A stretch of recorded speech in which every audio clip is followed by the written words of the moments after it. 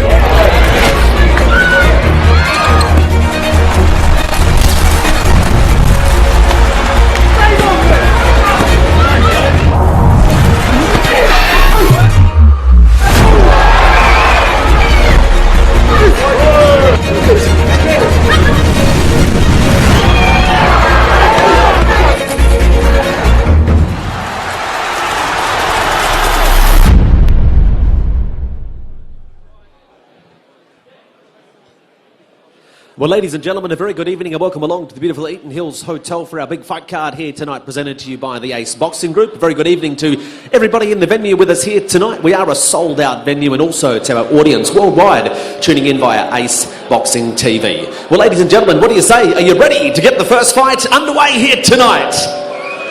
All right, well, let's get this party started, ladies and gentlemen. Our first one, we fight 4 by 2-minute rounds. We have a corporate boxing bout. Introducing to you first to fight out of the red corner. Give it up, this is Antanas Tamasevicius.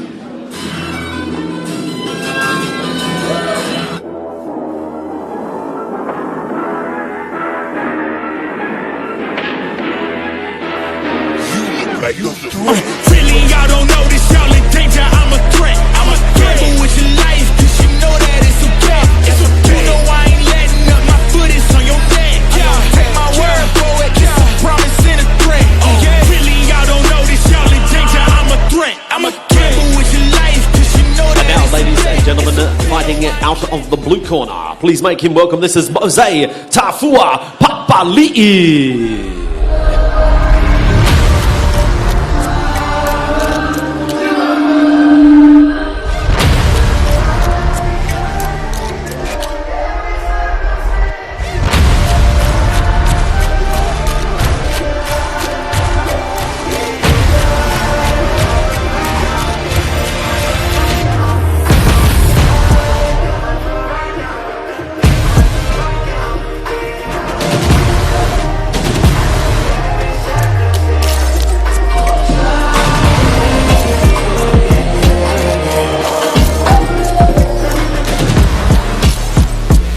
Ladies and gentlemen, bout number one on our card, introducing you to the two fighters. We fight here 4 by 2-minute rounds. Introducing to you first, standing across in the red corner, representing East Side Boxing. Give it up, this is Antanas Tamasevicius.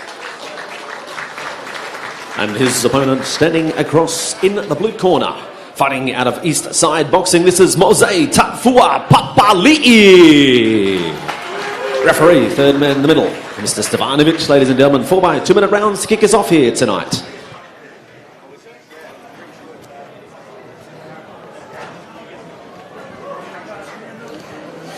You don't read this, eh?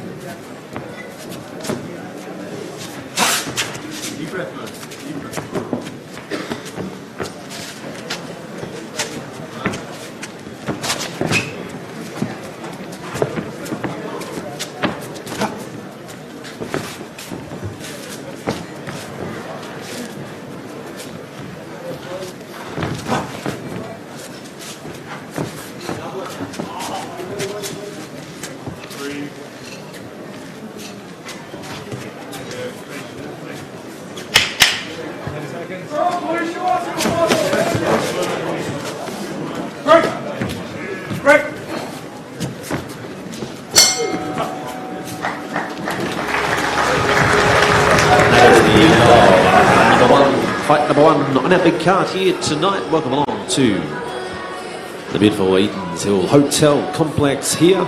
Our host tonight, hosting us over the last few nights as well for our big press conference and also the weigh-in. And tonight, what a venue for the fights here tonight. Hope you're enjoying the action. Welcome along to the Eatons Hill Hotel, another big AEST boxing fight card. We'll kick it off here with the corporate action 4x 2-minute rounds, and that's round number 1 in the books.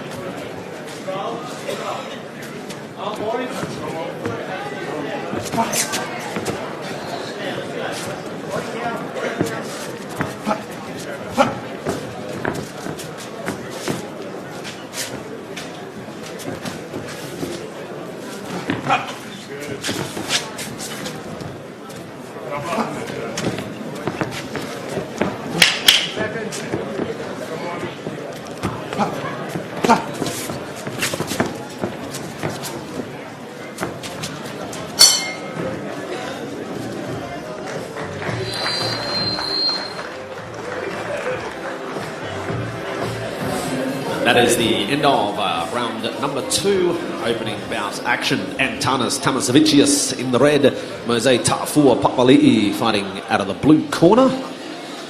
We're getting down to round number 3, the big card of action here tonight. A big thank you to our major sponsors on behalf of the AEST Boxing Group, to Ultra Tune, Cars for Us, Bill Chaser, Action Metal Recyclers, and Wanless Waste Management. Big thank you to the major sponsors supporting us here at the AEST Boxing Group.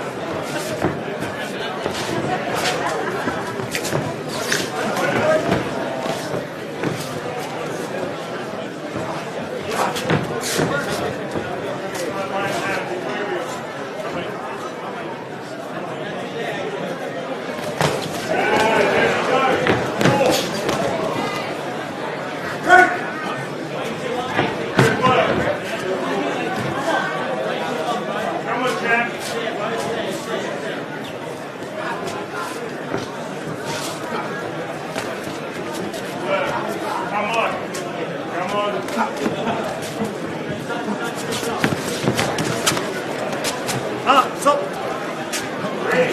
10 on. Box.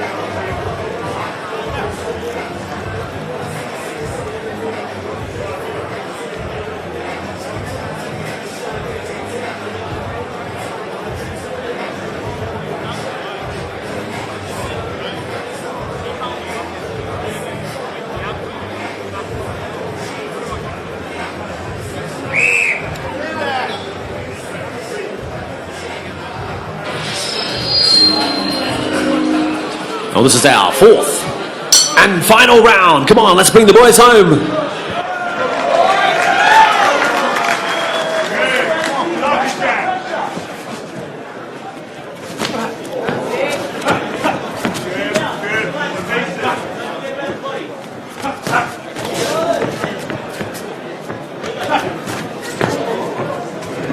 Watch him coming in.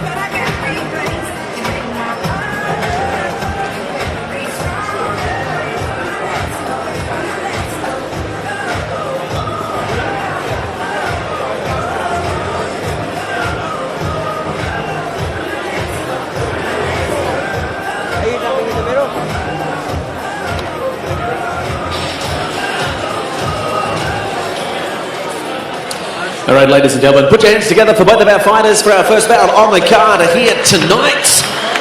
What a way to start. So, ladies and gentlemen, here we go to our decision. We have a draw, ladies and gentlemen. So, a draw between the two boys to kick us off here tonight.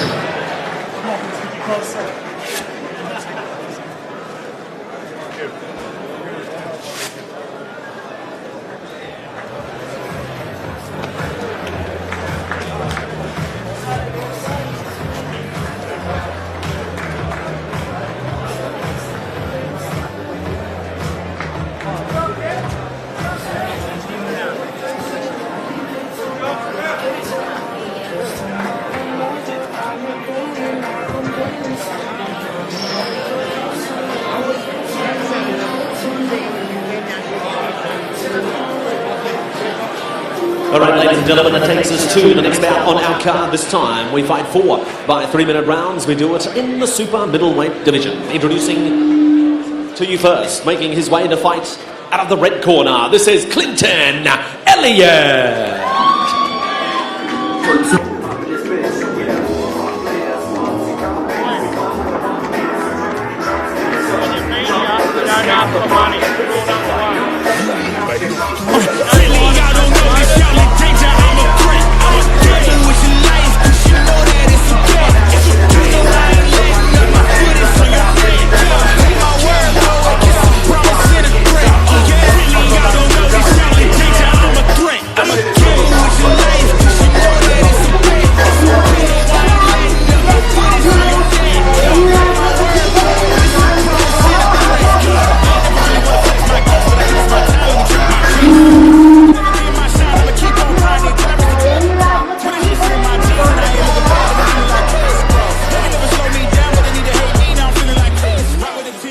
And now, ladies and gentlemen, his opponent to fight And in the blue corner, making his way to centre ring, this is Bryce Hegarty.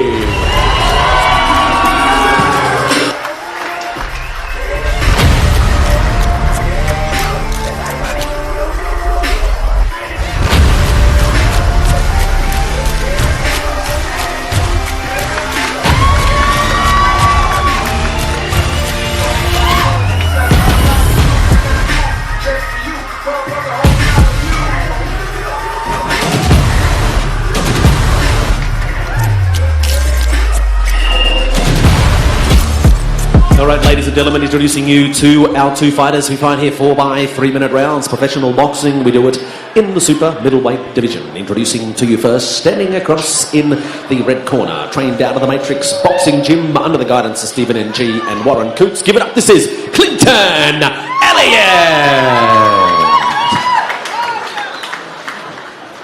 And his opponent standing across in the blue corner, tipped to scale 75.9 kilos. From Noosa on the Sunshine Coast, trained by Glenn Azar out of the Project 180 HQ gym. Give it up, this is Bryce Hurricane Hegarty. Referee, third man in the middle, Mr. Philip Holiday. Fighters. I've been through the instructions, okay? Good luck to both of you. Okay, listen to my instructions all the time. Touch gloves. All the best, guys. Andy Raymond and Nathan DiCarlo ringside as AEST Boxing coming to you from Eaton's Hill, northwest Brisbane, the very new House of Stouse. First up, Clinton Elliott and this man, Bryce Hegarty. Hegarty in the black with the gold piping. Elliott fighting out of the Matrix gym with Warren Coots and Stephen N.G. in his corner. He is in the solid black, two right-handers. Two guys new to the professional ranks, not new to boxing. What's the head, boys? One from south of Brisbane, one from north of Brisbane. Both got plenty of support here. Already a leading jab has got through from Elliott and just marked up Bryce a little bit on the bridge of the nose, the right eye. Very talented young bloke, Bryce Hegarty. Originally boxed as a kid out of the Noosa box office with Israel Khani. In fact, as a young man, as a teen, we would do classes together and jump in the ring and have a spar, and just a naturally fit family, very athletic.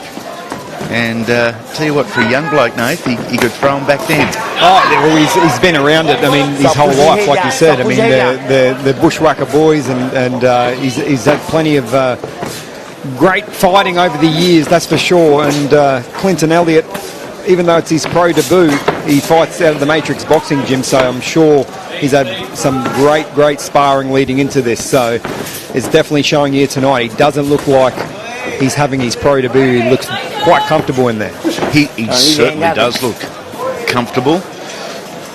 Only over 4 3-minute rounds. This one presented by Bill Chaser and also Oxworks. Hegarty just pushing in here up against the ropes above the commentary position.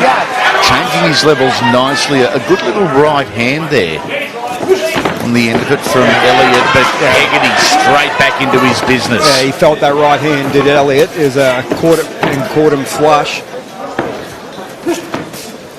He's just got to keep on jabbing first, leading with that jab. He can't throw that right hand like he's done a couple of times because he falls over his front foot. So he's just got to make sure that he's doing everything correctly. Hegarty is having a really good round here, but it's all about the future for this kid. Good scrap on the inside. Hegarty on the back foot here, counter punching, and almost content to counter punches, Bryce. Stop holding. Gee, there'd be plenty on the YouTube channel up on the Sunshine Coast. Watching in on the young Hurricane. Hope everyone's well. Oh, another big right hand there from Hegarty as he doubles up that right hand once again. He's had the 3 fights so far, 3 wins and 2 by knockout, so he's got plenty of power in those punches, that's for sure.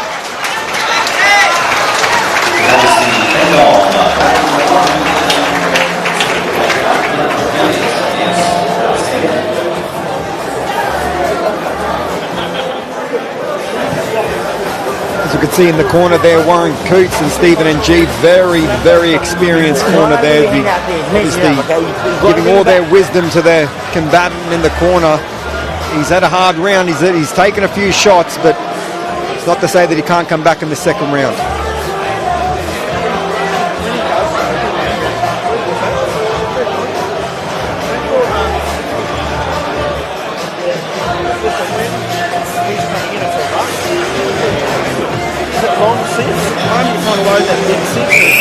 That's Glen Aza, you can see, with Bryce Hegarty, and they're representing the 180 HQ, which is inner city Brisbane, for lack of better terms. It is a gym, and it is a boxing gym, but it's actually so much more. It's unbelievable what Glenn is doing there in the Building Better Humans project. Taylah Robertson, part of their team. We'll see Taylah a little bit later on tonight, and potentially one of the genuine next big things in Australian boxing. Nice from Hegarty. He's got long arms, the long punches. Oh, and he's really starting to feel these shots now. You can see he's starting to slow down, and there it is. The right hand caught up with him, and that sent him to the canvas for the first time, and he doesn't look well, Andy. Terrific shot from the Hurricane.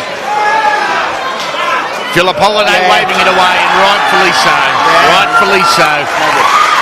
Clayton Elliott, I don't believe in a position to be able to defend himself, and well done to the former champ, the referee here, the easiest blokes in the world to criticise, but right time, right call from Philip Holiday, and Bryce, the Hurricane Hegarty, moves to 4-0. Yeah, it was an unbelievable finish there from Bryce Hegarty. You could see he smelt the blood, and he just went after it. You could see these right hands, too many right hands in that last minute of the bout, and that right hand sent him to the canvas, and it sent him down hard. Not much experience, only the 3 fights, but I tell you now, he's been in there with some of the world's best, even in the amateur ranks. He's fought and sparred all of them, so he's got plenty of experience, and that really showed here tonight.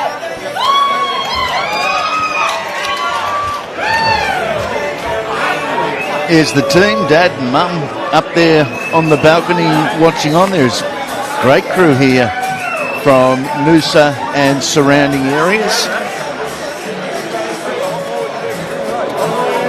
Done a terrific job. I think that's a partnership made in heaven, Glen Aza and Brycey Hegarty. I think they'll do really well together. I think they'll be on the same wavelength, and bigger things to come for this young man.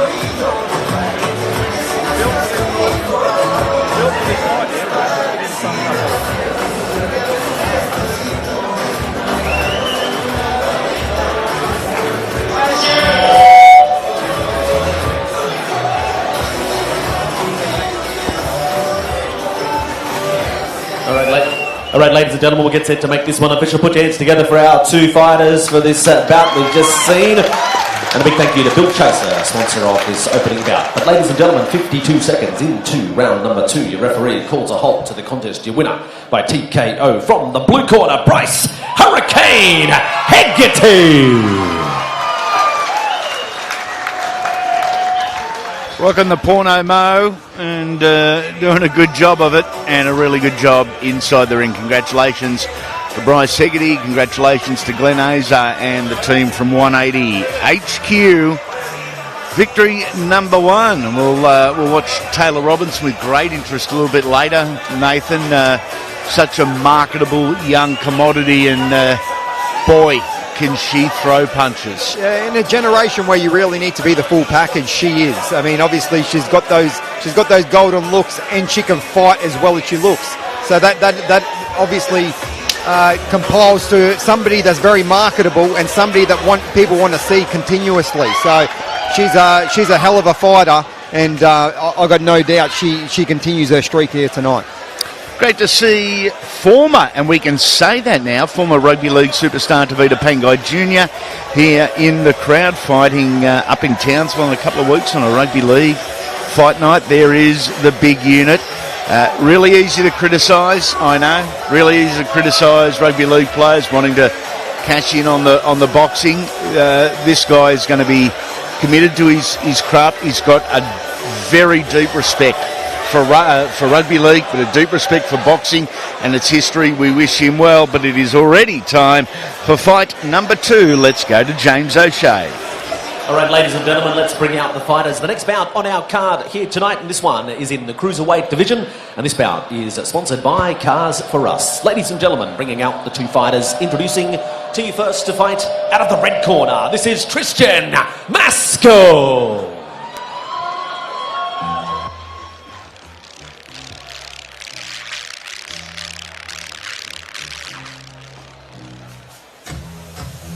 A plethora of sponsors here for Ace Boxing again. This fight brought to you by Cars For You, Matt and Harry and the team. Love to thank them for their continued support.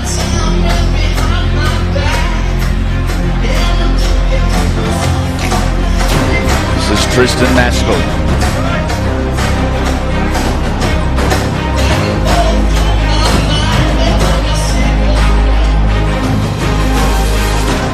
And now, ladies and gentlemen, his opponent fighting out of the blue corner. This is Dane Alchin.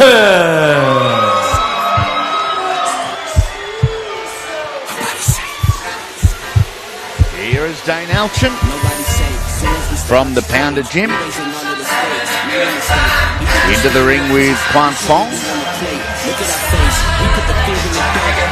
Always well prepared, these young athletes. Couple of big units for the Cruiserweight division.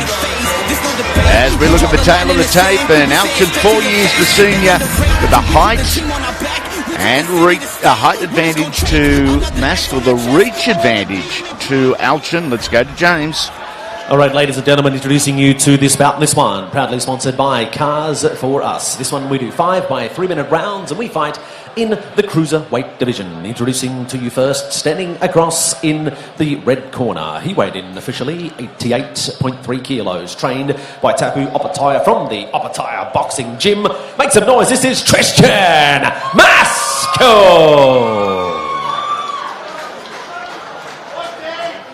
And his opponent standing across in the blue corner. Weighed in officially 90.3 kilos. He's trained by Quan Li Fong out of the Fortitude Fitness Gym. Make some noise, this is Dane Alchin. Referee, third man in the middle, is Mr. John Watson. Taps Opataya, the father of world champion Cruiserweight Jai, in the corner with Tristan Maskel. Watch your heads, keep your blows up. Let's keep it clean, let's have a good fight. Touch gloves, back to your corners. And here we go, we're scheduled for 5 3-minute rounds.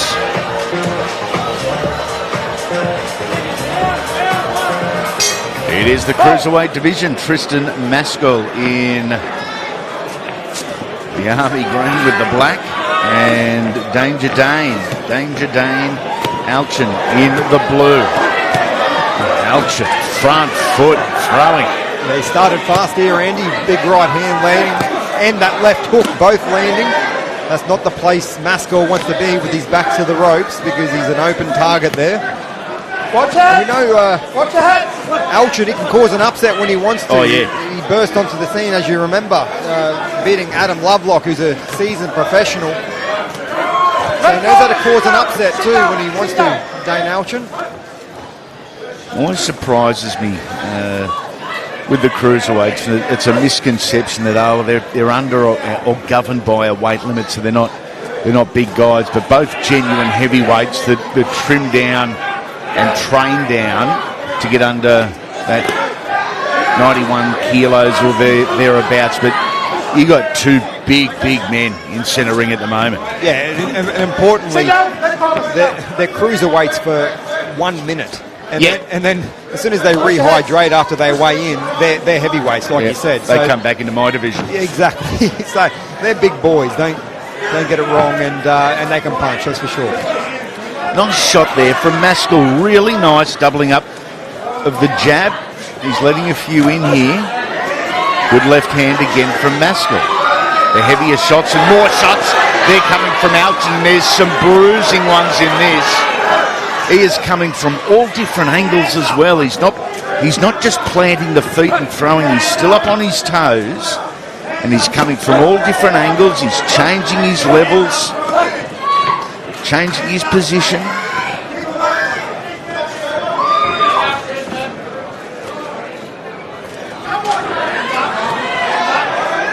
That was better. He's just mixing it between the body and the head is Alchin, but I like to see him when he goes to the body. He needs to bend his knees. He's not creating any power at all. He's just an arm shot when he's going to the body so far. If he bends his knees and drives up, he'll get a lot more success. Oh, Alchin now unloading here. Tell you what, he's got about a 4-day growth, I reckon, Tristan Maskell, but he's got some whiskers because some of these shots getting through, whilst they may not appear huge on the TV, I can tell you sitting here ringside, they've got the volume wound way up. Final stages of what's been a really good opening round. An Alchin round, we can safely say that, but a very good round nonetheless. 3-2 Dane Alchin, 3 wins, the 2 losses. End of round 1.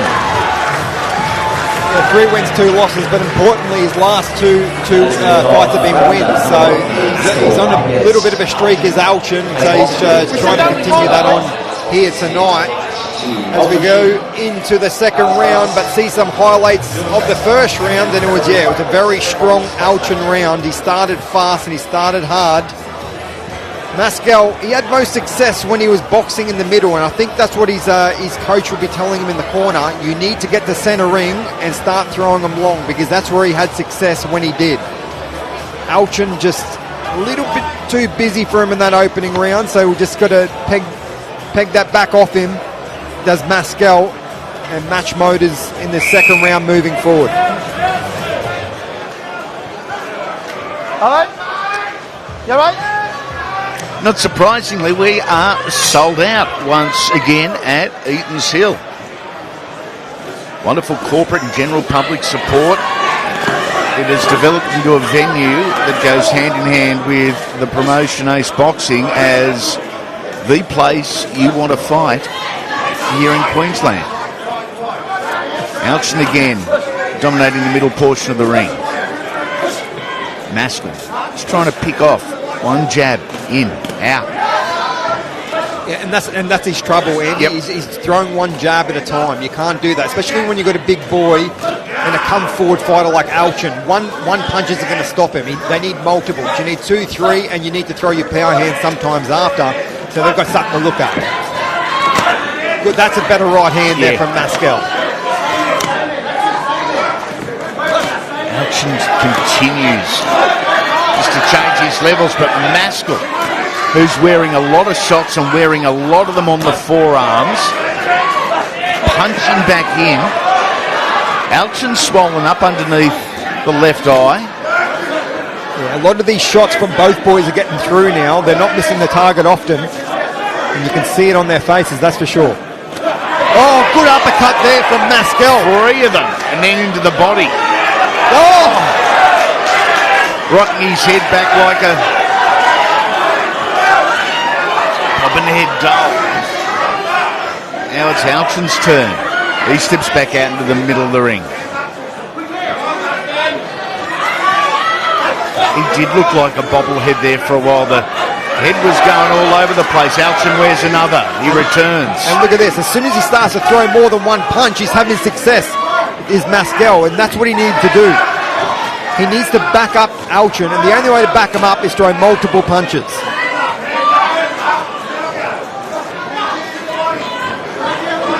Wow, he's marked up in this round as Alchin. Look at that face. God, beautiful 2-punch combination. It was a very simple 1-2. Gee, it was effective from Alchin. And as a result, he's got Maskell once again going backwards against the ropes. What I can see here is Dane is very good offensively, but not really good defensively. He's very open. You can see he's got his elbows wide apart, which is leading to those uppercuts succeeding. And also when he throws a jab, every time Maskel throws a jab, it lands. He's got a very wide offense. So as soon as he misses, he's open to the counter straight away. Alchin back front footing. Last couple of seconds of round number 2. Please don't stop me now. We had 2 rounds down. We've got 3 more potentially. And this is developing into a belter. Yeah, that's a much better round for Maskel, and he needed it on the back of the first round and the second. But yeah, round 3, I think that was his round. Now, if he's in his corner right now, I'd be saying throw straight down the pipe. You can see every time he throws or thinks about throwing Alchin, he leaves a gaping big hole straight through the middle. So you can see all the success is straight through the guts. Either uppercut or straight punches, they're all going to land.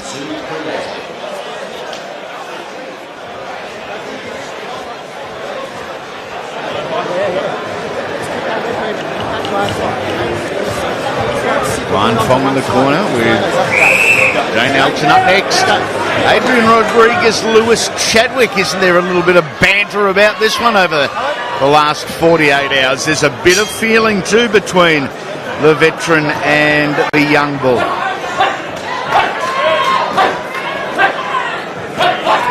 Here we go. This is a start for Maskel. First 6 or 7 shots of the round. Yeah. From the red corner. There's a lot more output is coming from Maskel, and that's exactly what he needed after those first couple of rounds, and he's delivered here, and he's just got to keep on going now. That jab is landing almost every time he throws it. We haven't really seen Tristan be able to move into a position of authority, a position of ring dominance, because Dane just keeps pushing forward here, Nate. How do you turn that round? If you're Tristan Maskel, how do you end up in the centre of the ring where you can effectively start bullying your opponent? Well, it's body height, it's bending the knees and it's turning with the body. That's what you got to do as well. So when you stand tall like Maskel is now, it's so hard to turn your opponent. All of a sudden you start bending your knees, you start pivoting to one side and using your legs as your power. You can pivot and reverse the roles, so to speak, and turn your opponent onto the ropes. Great to see the world champ in the house, the greatest Australian of all time, in my opinion anyway. The great Jeff Fennick is here and sitting with our promotional team watching this, and the Mauler's got a smile on his face. He likes what he sees here. Yeah, this is a good fight. Really 50-50 contest. You can see both boys having success and having success at different parts of the round. As Alchin misses, but misses big, and it leaves a gaping hole once again for Maskel to target. Alchin busted up, both eyes. He'll be sporting the boxing sunglasses for the next week, covering up the damage. Nice work on the inside, but again from Maskel. You can hear the calls from the red corner and from Tats Up Attack. Get out of there, get off there, get off the ropes. Either do it by turning, as Nathan said earlier, or do it by punching, but don't just get stuck against the ropes. Well, the simplest way too, Andy, and it's an old school rule, I guess. Just body shot. It's a crippler. A crippler. 6, 7, 8. He's not getting up. It's out. It's over. Maskel has turned this fight on its head. Where's Doctor? Where's the doctor? An amazing turnaround here in 3 rounds, and we're talking broken ribs here. The pain on the face of Dane Alchin. We're sitting next to him here in commentary, and you can almost feel his pain.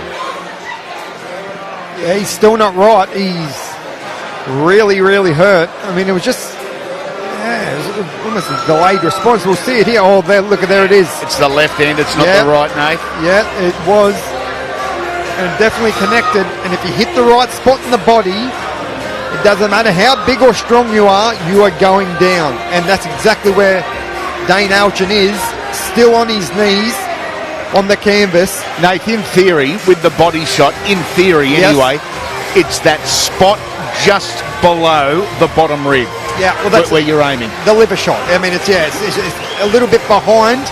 It's the left-hand side. If you're looking at your opponent, the left-hand side just behind a little bit. If you just touch it, you just go down. It's simple. If you get hit in that spot, you can be Superman. You're taking a knee. Big win for Tristan Maskell. Big win. Another 50-50 fight. Here on Ace Boxing, it's what we do.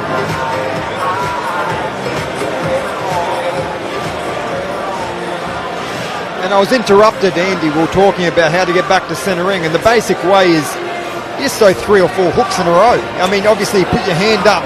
You know, it's the basic way. It's the 101 style of getting back. But you just bang, bang, bang, bang. You're back to centre ring. You know, sometimes it works and sometimes it doesn't. But more often than not, it has success just doing it that way. So, and it's protecting your chin at the same time, because obviously your punches are covering your chin every time you're throwing it.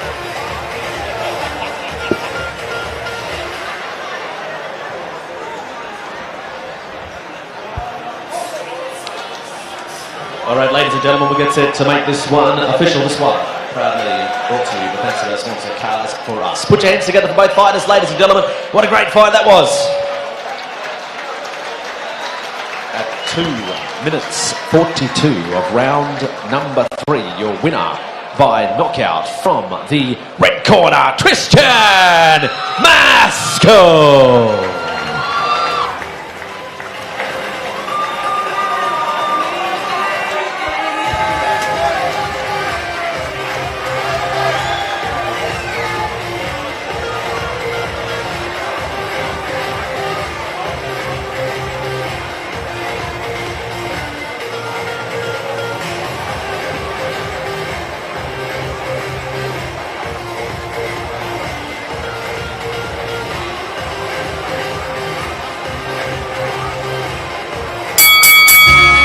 Need strong and stylish fencing that's built to last? Your local Oxworks has a huge range of genuine Colorbond steel fencing with a 10-year warranty.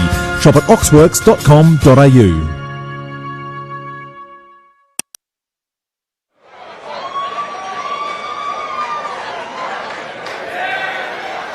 All right, ladies and gentlemen, so Tristan Maskell goes on his winning way. All right, ladies and gentlemen, first auction item we have of the night for you here. Have a look at this one as it comes around. You're going to talk about all-time greats. So the all-time greats piece here, ladies and gentlemen, have a look at it as it comes around for you here. So Kobe Bryant, Mike Tyson, Tom Brady. The basketball signed by the great Kobe.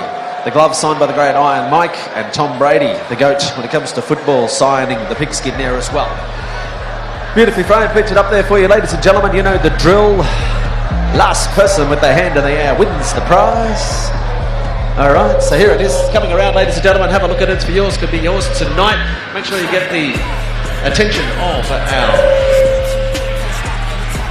Make sure you get...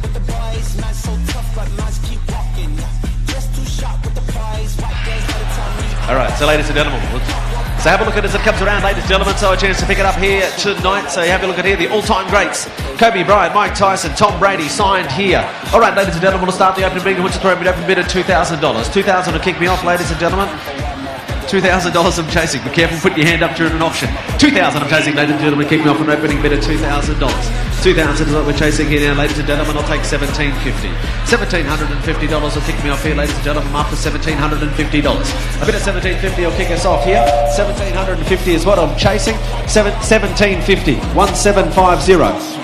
Yep, $1,750, you're in front. $1,750, the bid sits in front of me now, ladies and gentlemen, sitting at $1,750. I'm after $2. $1,750, it sits in front there. $2,000, it is your now, I'm sitting at $2,000. $2,000, the bid sits across here now. Do you want $2,250? It's $2,000 across there. $2,000, it sits here. Bid? No? Yes? 2,000, it sits there, ladies and gentlemen. 2,250 with you. 2,000 dollars. Got 25. Yours, it needs to be 25. I need 25. 25, yeah. 25 back there. Do you want 27.50? Yep, 27.50 now. I need 3. 27.50, the bid sits there now. We're sitting at 2,000. Yep, 3 there. 3 there. 3,250. I got you. 3,250 back there. 3,250, the bid. We're sitting at 3,250 there. 3,250. Do you want 35? 3,250 in the back with me now, ladies and gentlemen. We're sitting at $3,250. Any further bids above the $3,250? $3,250 going once. 3,250 going twice. 3,500 there. Doing 3,750. It's 3,500 here now. 3,500 in front with me. 3,500. Do you want? Yep, 3,750 there. 3,750. The bid sits back here now. We're sitting at $3,750. 4 to stay with me. $3,750 going once. 3,750 going twice. 4,000. 4,000 there. Do you want 4,250? 4,000 it sits in front. Yes, 4,250 it's there. 4,250 it sits there. Do you want 45? 45 to stay with me. It's 4,250 there now. $4,250 going once. 4,250 going twice. Yep. Is that 45? Yep, 45. 45 he says yes. 45 in front with me. Do you want 4,750? 45 it sits there. 45 it sits in front with me now, ladies and gentlemen, sitting at 4,500. 4,500 the bid sits in front with me. 4,500. 4,750. 4,750. 4,750 the bid sits here now. 4,750 I've got. Do you want 5, sir? 4,750. Going once. 4,750. Going twice. Last. Final call, 5,000. 5,000 he says, yeah. 5,000 he's with me. 5,000's a bid now, ladies and gentlemen, sitting at 5. 5 in front with me. Jesus. 5,000 in front with me.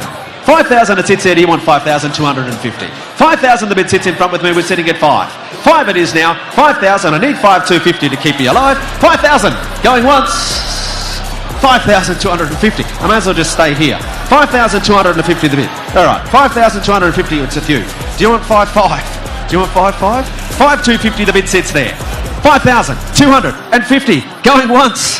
5,250 going twice. Last, final call. Are there any further bids? No further bids. And knock it down. Sold. 5,250.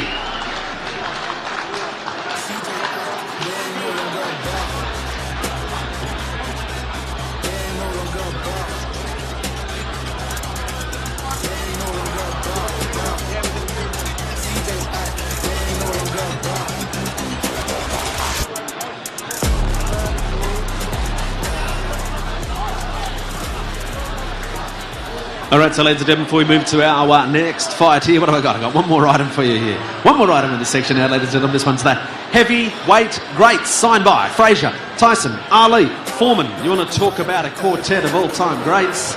Or the greatest ever for you there in this piece.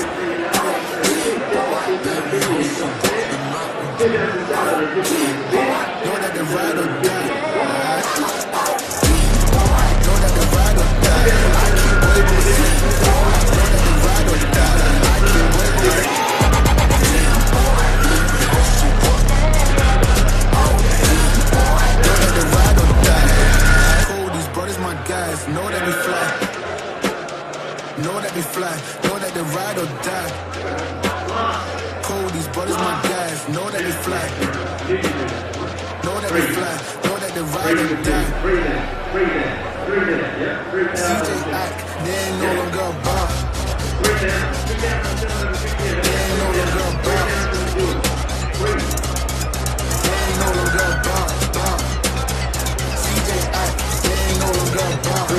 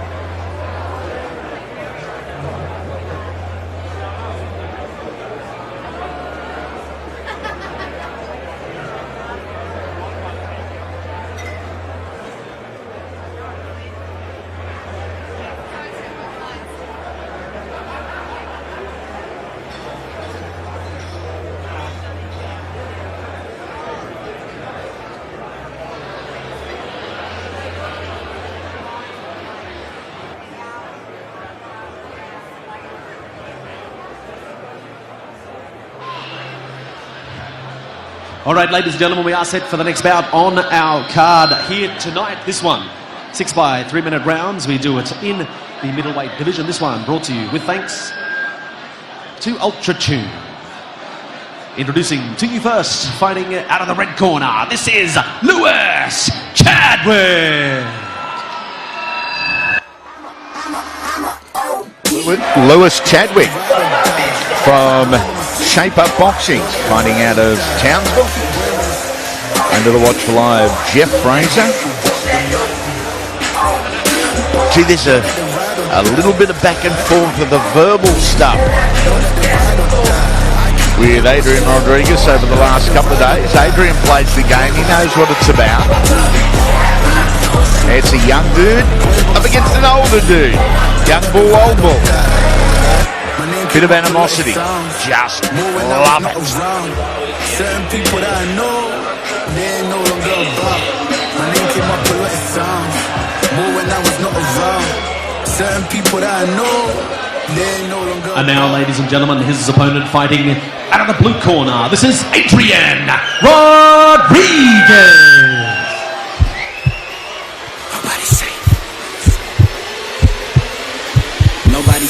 Soon as we step out the cage, Adrian Rodriguez in the veteran category in Australian combat sports. 13, 6 and 2 record. Fighting out of East Side Boxing. Fighting family, if you will. The rowdy one is here. I say that respectfully to his other half, but Rowdy Beck Rawlings in the corner. Boxer, bare knuckle boxer. Want to fight any style, she'll fight too. Adrian's always on his best behaviour. As tough as he is, he knows his boss. All right, ladies and gentlemen, introducing you to this fight, the grudge match. It's time to settle the score. We do it over 6 by 3 minute rounds, middleweight professional boxing action, and this one is proudly brought to you with thanks to Ultra Tune. Introducing to you first, he stands across in the red corner, weighed in officially 72.3 kilos. Originally, he hails from Townsville, now based out of Brisbane. He is trained by Jeff Fraser from the Shape Up Boxing and Fitness Gym. He brings to the ring professional fight record of 4 fights, 3 wins, 1 big win by way of knockout. Give it up. This is Kid Lightning, Lewis Chadwick.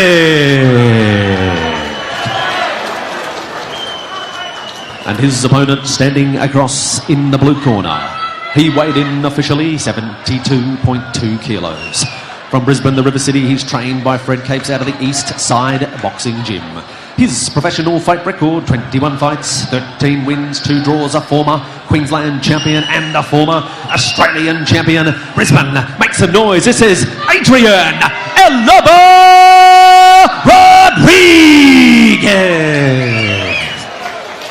Referee, third man in the middle, Mr. Philip Holiday.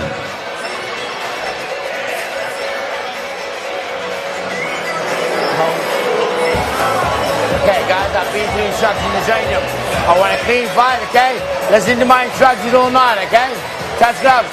Hey, come here. There we go. I want you to listen to this fight, okay? You obey my instructions. Touch gloves. Let's go, get out of here. Here we go. There's nothing like it. Rugby league teams or rugby union teams can stare each other off, but when it's one-on-one and the eyes lock and the butterflies in the stomach, they feel like buffaloes, you just know it's about to happen. Yeah, there's genuine hatred in this one, Andy, and it's got all the ingredients to be potentially fight of the night because of that reason. There's been plenty of animosity in the press conference, at the weigh-in, and all the way in the lead up to this on social media and so on and so forth. So, like I said, got all the ingredients of potentially stealing fight of the night. Adrian Rodriguez in the grey with the fluffing, the white fluffing, and Lewis Chadwick in two-tone blue. Very different fighters too. You can see the height and reach advantage most certainly with Chadwick. He's going to be content to box from the outside. Rodriguez, he boxes from the outside. He's happy there. Make no mistake about it. But what he really wants to do is take that step and a half in, position himself on your chest and just bash you. He wants to get on the inside and fight you. Good left hand from Rodriguez.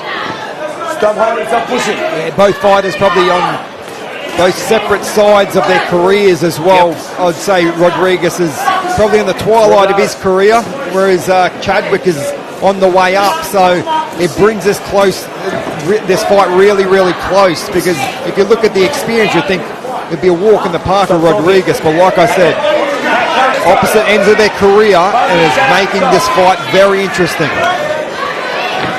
He'll wrestle you too, Adrian, if you want.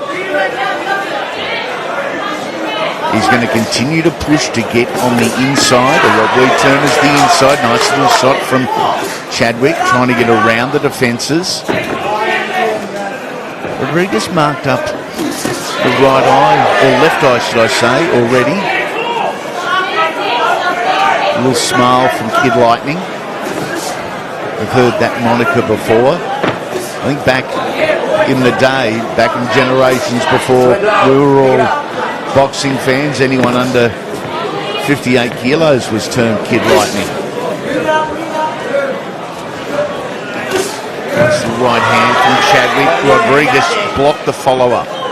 That was really nice defensive boxing, defensive work. You can see he's quite a crafty boxer as Chadwick, so he wants to be in the centre ring as much as possible, and you can see he ducks, he gets back to centre ring, and he showboats a little bit because that's where he wants to be. Whereas Rodriguez, like you said, Andy, he wants to be close, he wants to be messy, he wants to be on the ropes, he wants to be in the corners, because that's where he holds all the advantages in this fight. Lewis Chadwick, I don't think confidence is an issue. A little bit of showboating for his fans here early. He's got a level of confidence already. You can see some replays here from that first round. And it was an intelligent round from Chadwick. He did what he had to do. He got to centre ring. He kept it long because that's where he holds the advantages. And he's arguably the better boxer out of the two. The better scrapper is that man Rodriguez, and he wants to get this close and dirty. But once again, it's only a 6-round contest. Rodriguez is used to fighting in title fights, 10 rounds, 12 rounds. All of a sudden, this is a sprint rather than a marathon, and he needs to start now. Yep, you're exactly right. Stand in the corner. Stand in the corner. Adrian Rodriguez would be happy if you halved the ring and then halved it again. He doesn't want to have to go from side to side, rope to rope. He'd rather plant the feet and throw them.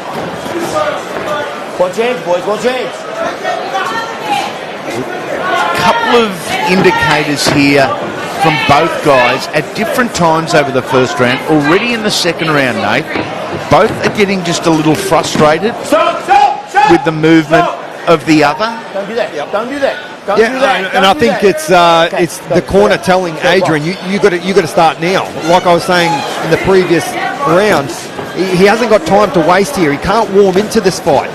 This is a sprint, and you can see he's starting to up the ante already. He's starting to throw a lot more punches than he did in that opening round. He's starting to close that distance. He's starting to change his levels, but that's two really good body shots from Chadwick, both landing there as he tries to drop his stance and crack him into the body, and he did that right there and back to center ring. You can see he's actually doing everything perfect so far as Chadwick.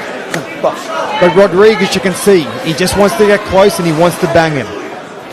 We often see a guy early in his career, just like Lewis Chadwick, throw body shots consecutively, left and right hand, but rarely do we see them successful. It's part of a learning curve. Rodriguez is on a bit of a learning curve here, and count's been put on.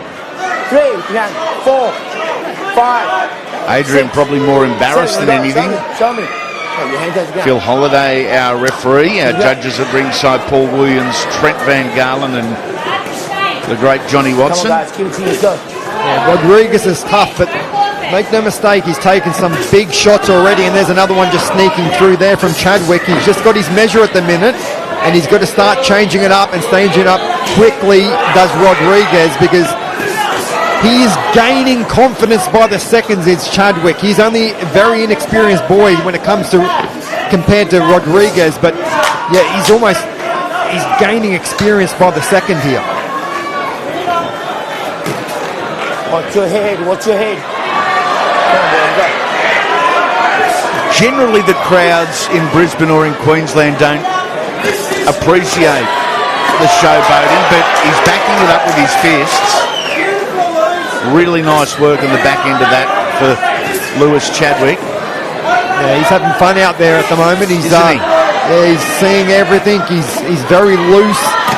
He's just got to stay smart because Rodriguez is very strong, and when he hits you, you stay hit. So all he needs is one of those to get through, and all of a sudden the game changes. Step back, step back, step back. And it's not about now, Andy. He's building. He's only had less than 10 fights as Chadwick, so it's about continuing to better yourself. So he's only had 4 fights. Yeah. He's had the 3 wins and the 1 loss, so very, very inexperienced. So yeah, it's about bettering yourself for the future. So you have to do everything correctly. The more times you practice something correctly, it will then become natural in the future. Actually, I recall speaking to, I think it was Billy Limov after the fight with Limov and Rodriguez, and he said exactly what you just said. Rodriguez is crazy strong for his size in there. If you do get into a pushing wrestling match, you're going to come second, so you do everything you possibly can to avoid that. And so many times I've seen him behind on the scorecards, and he just delivers a one-punch knockout, and that's game over for his opponent. So he's in this fight, make no mistake, until he's either counted out or the last bell.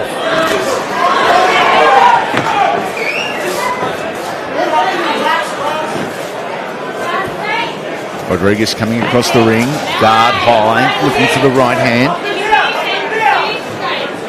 Chadwick almost mocking, just rolling his left shoulder.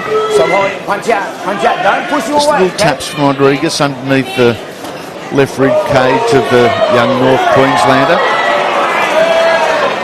Just a little bit of mugging him. He catches him there, Rodriguez. Yeah. He's just, I said, he's still very dangerous if he hits you.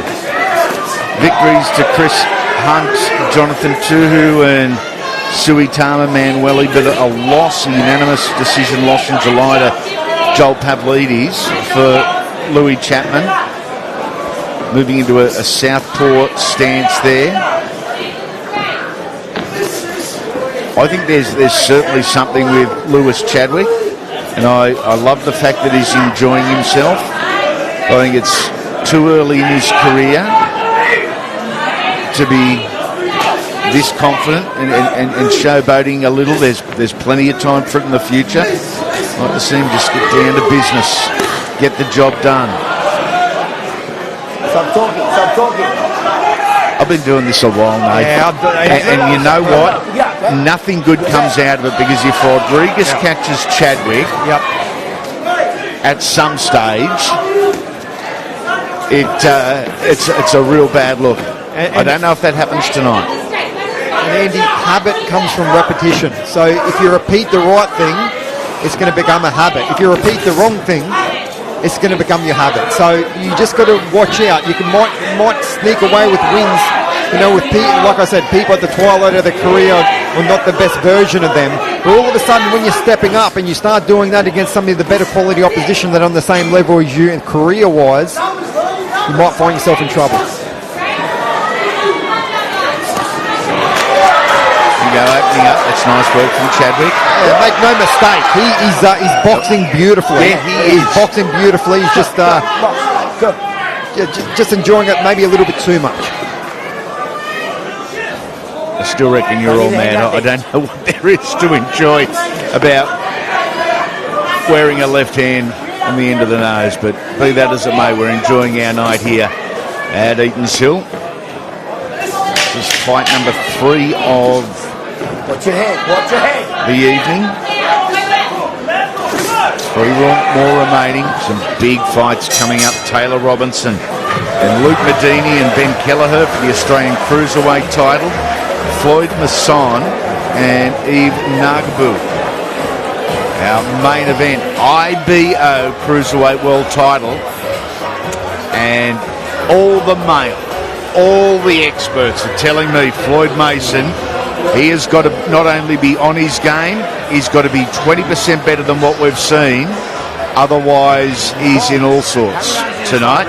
Big raps on Yves, the Belgium superstar. You see some highlights of round 3, and it was another very, very dominant round for Chadwick.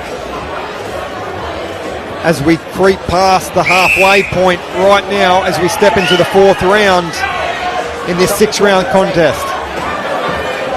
Stay back. Always good to see the Sergeant of Australian Boxing here, who noted historian, a former heavyweight in his own time, the Sergeant Ray Schultz.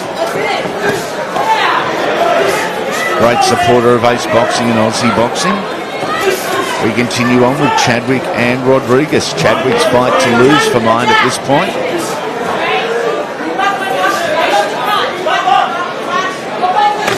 Rodriguez still sharp, still fresh. There hasn't been that one big shot. It's been an accumulation of shots,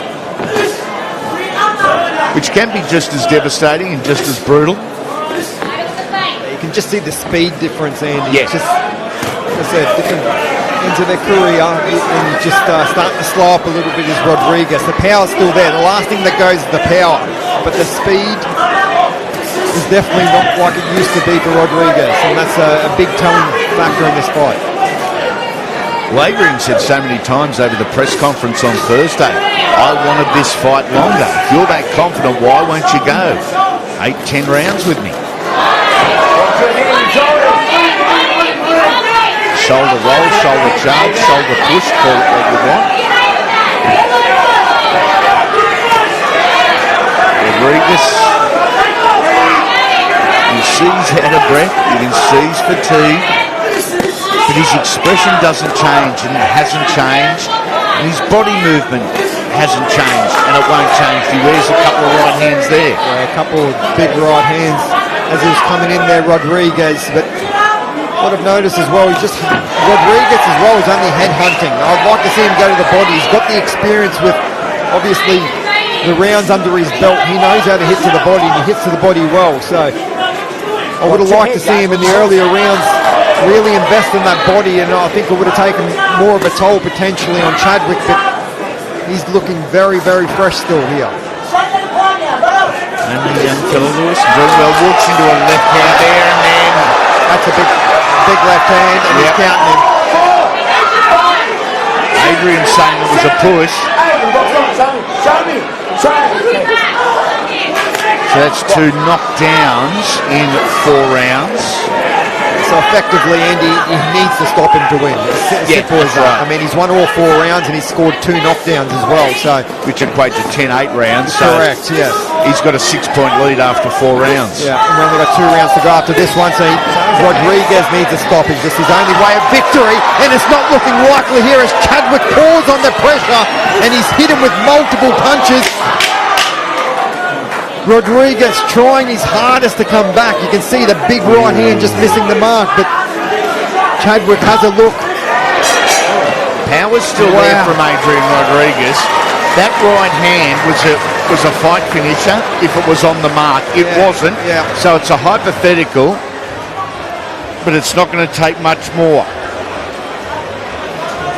Yeah, the former Australian super welterweight champion. He's having a hard day at the office tonight. He's definitely got a young up-and-comer in front of him that's probably just beating him to the punch more often than not tonight. It's just that speed factor is really having a massive influence on this fight. As you can see, that big left hand and that right hand that sends him to the canvas. He was disputing the knockdown, but really looking at the replay, it was half a push and half a punch, so you got to excuse the referee. Could have gone either way, that one. He was going to fall anyway, I've no doubt, because of the push or the tangle, but he was caught by a shot at the end of it, so by definition it was a knockdown. We mightn't like it, but by the rules it was a great call by Phil Holiday. 2 rounds. What has Adrian Rodriguez got? Because he's certainly up against it. He's got to make this rough and tough, and he's got to get dirty. It's sad to say, but that's the only way he's going to win this fight now. He's got to go throw multiples. You can't just throw those singles. You just threw one hook just then, he just gets counted straight away. So he's got to throw multiple punches and back him into the corners and the ropes, and then unleash that power that we know he has. This fight sponsored by Ultratune, Sean Buckley and the crew. We'd also love to thank NA Lawyers for Building Products, Avia Homes, Madison Sports, Zoo Creative and Oxworks. After party at Hutto's house.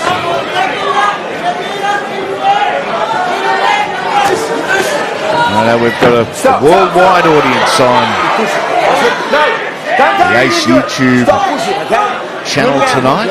A lot from Belgium watching on for Yves Ngabu, and a very strong French contingent. A lot of Wallaby supporters enjoying the morning with the laptop on and the YouTube channel up. And a massive mouth under the left eye of Adrian Rodriguez. That's obviously been caused by the right hand of Chadwick as he marches forward, and a big swing and a big miss from Rodriguez, and Chadwick is back on here. But that's a massive mouth under the eye, and that'll be nice and swollen in the morning, that's for sure. Chadwick still picking him off. A minute 10 to go, round number 5, the penultimate round. Rodriguez's frustration being evident from midway through round number 1. Just stylistically, probably Don't push. Watch your head. not his fight. Good going to the body. Watch your head and push him. Good uppercut there from Chadwick.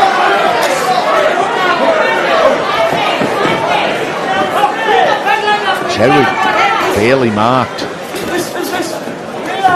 Nice short, sharp punches from Lewis.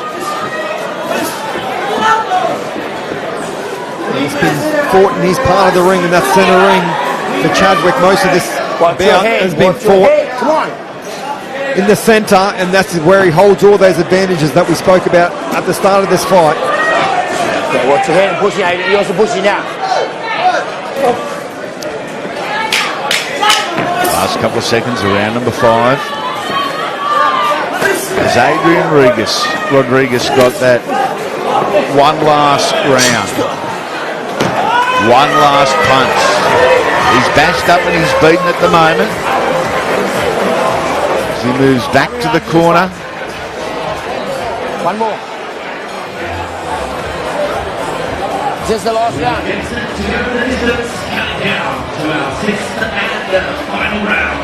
Chadwick up against Rodriguez, presented to you by the AEST Boxing Group. We hope you're enjoying Last round, touch gloves, okay? count down towards our big title fight to the end of the night. Another dominant round from Chadwick, as you can see, just scoring effortlessly. That uppercut hitting the mark also for Chadwick.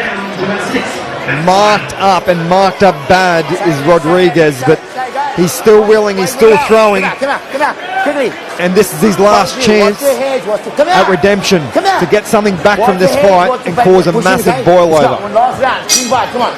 Go, box. Phil Holiday reading the riot act to them. I don't know what about. I think they've both been terrifically behaved, despite the animosity, despite the fact that at times in the lead up to the fight it got personal. It has been fought in a terrific spirit from both guys, representing their corners, family and sponsors particularly well.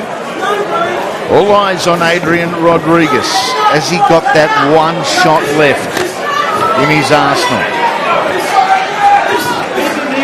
Going to the body, trying to drop the elbows of Lewis Chadwick. Watch the back. Another uppercut attempt from Chadwick.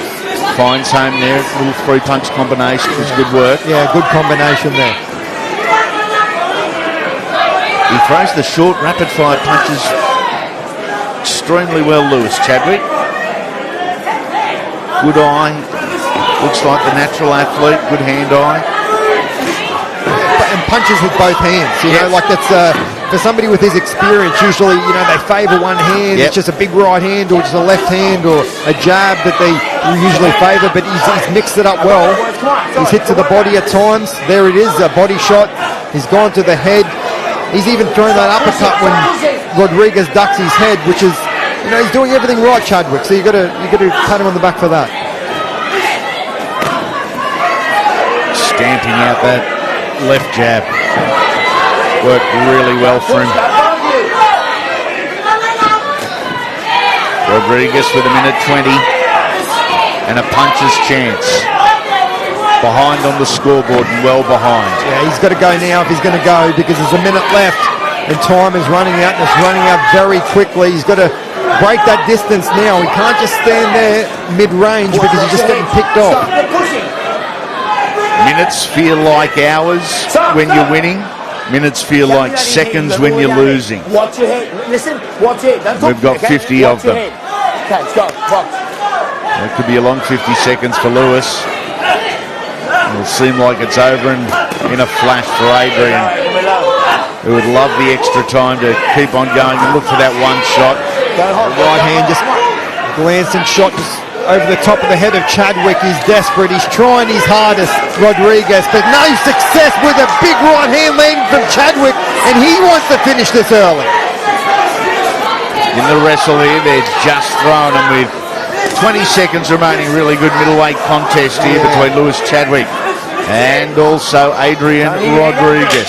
Good variation of shot there from Chadwick. He digged into the body, finished with a left hook to the head, both scoring. Oh, and the right hand to finish off, and that's the full stop. A really good performance by Lewis Chadwick in only his 5th professional fight. He's done really well there, as has Adrian Rodriguez. Great ambassador for the sport, and after all the bad blood, the two of them shake hands. They say, you know what I said I didn't mean. I'm just talking up the fight. Lucky Beck didn't reach over the ropes and start throwing. Well, let me tell you, Adrian at the press, I said, if you beat me in the boxing fight, I'll meet you out in the street, and I'll definitely win there.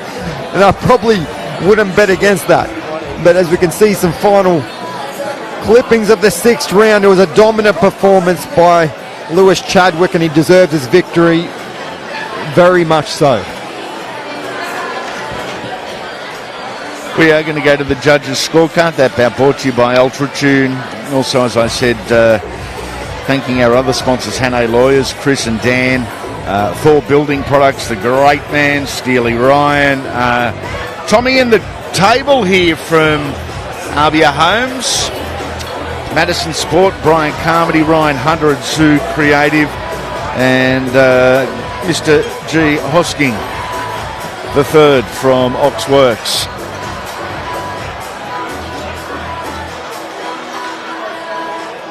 Just waiting for the judges' scorecards.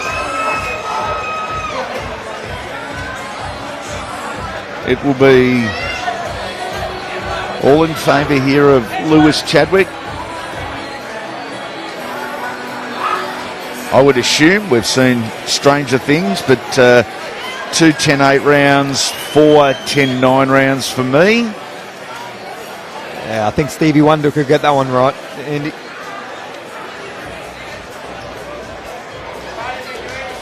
James O'Shea has the numbers. We should make it official.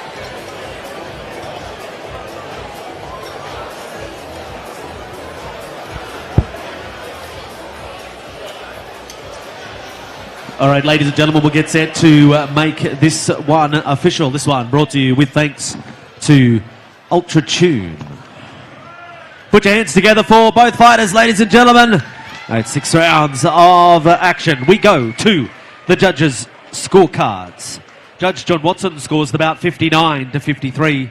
Judge Paul Williams scores the contest 60 to 52. Judge Trent Van Galen scores the contest 60 to 52. All to your winner by unanimous decision. And it goes to the red corner, Kid Lightning, Lewis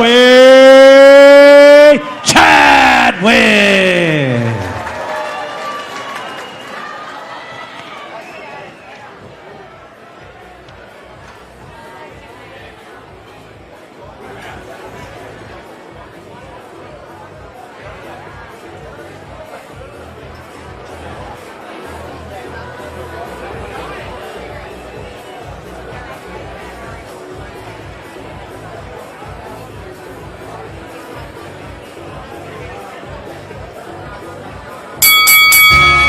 Need strong and stylish fencing that's built to last? Your local Oxworks has a huge range of genuine Colorbond steel fencing with a 10-year warranty. Shop at oxworks.com.au.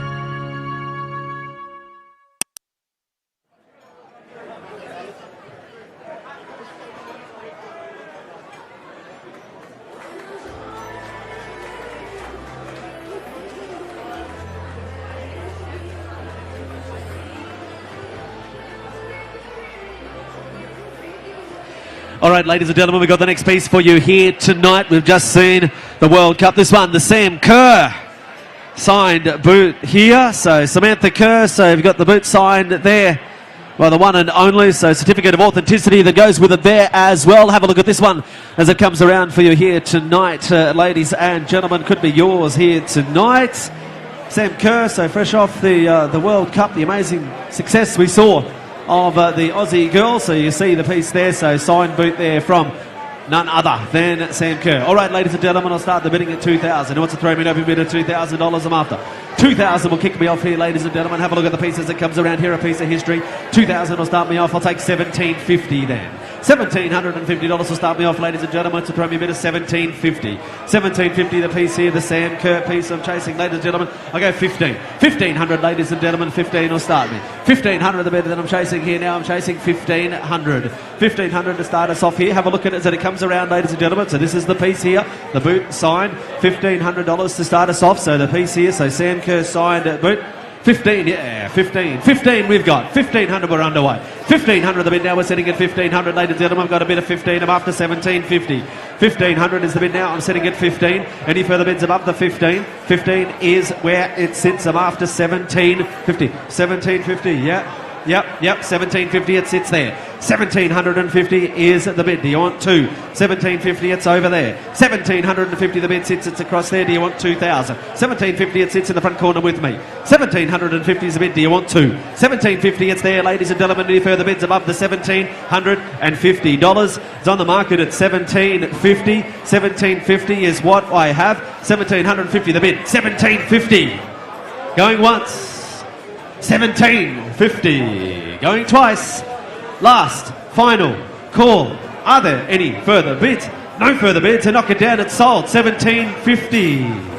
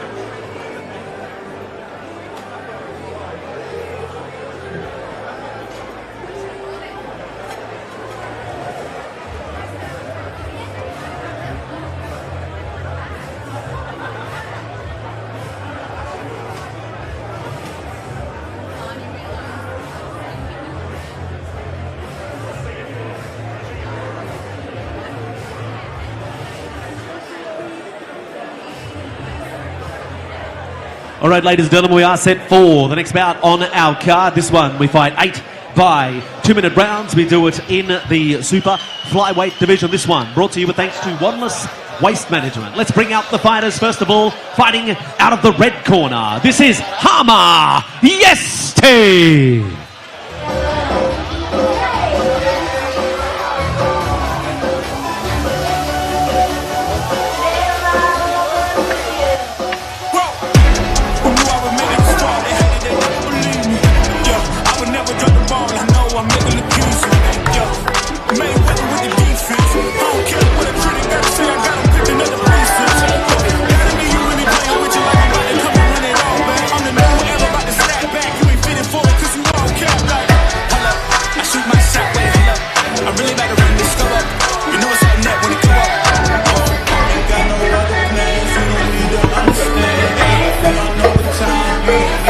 Comes AEST, the Indonesian princess.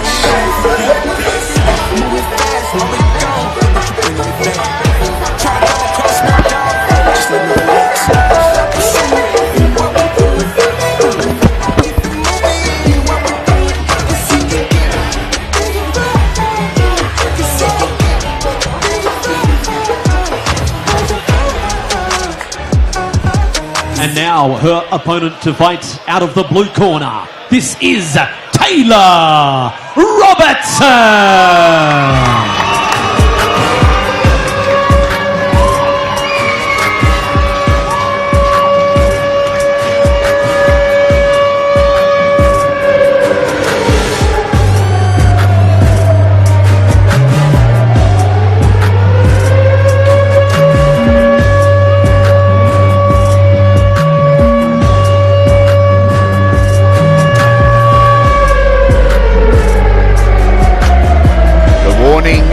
Sirens sounding. We're in the Superfly division.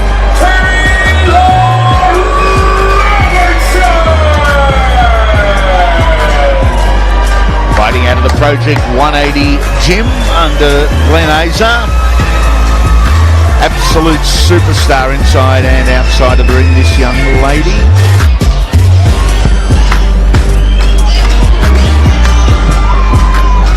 Most recently fought in Toronto, Canada, a victory over Jackie Nunez.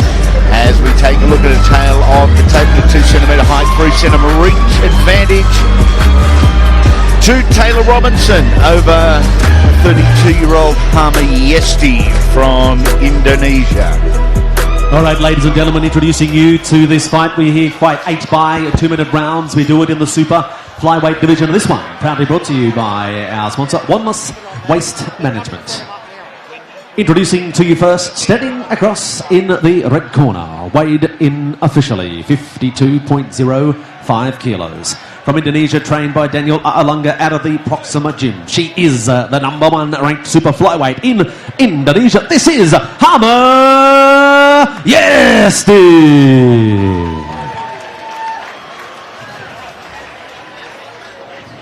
And her opponent standing across in the blue corner. She weighed in officially 51.80 kilos. Trained here in Brisbane by Glenn Azar from the Project 180 HQ Gym. She is an Australian bantamweight champion and has her sights set on conquering the world. She is one of the top prospects in the country. Ladies and gentlemen, give it up. Make some noise. This is the Matador, Taylah Robertson. Referee. Third man in the middle is Mr. John Watson. Boxers, we've been over the rules in the dressing room. You know what you expect. Keep your heads up, balls up. Let's have a good clean fight. Touch gloves, back to your corners. I'll revise that 2 centimetre height advantage if I may.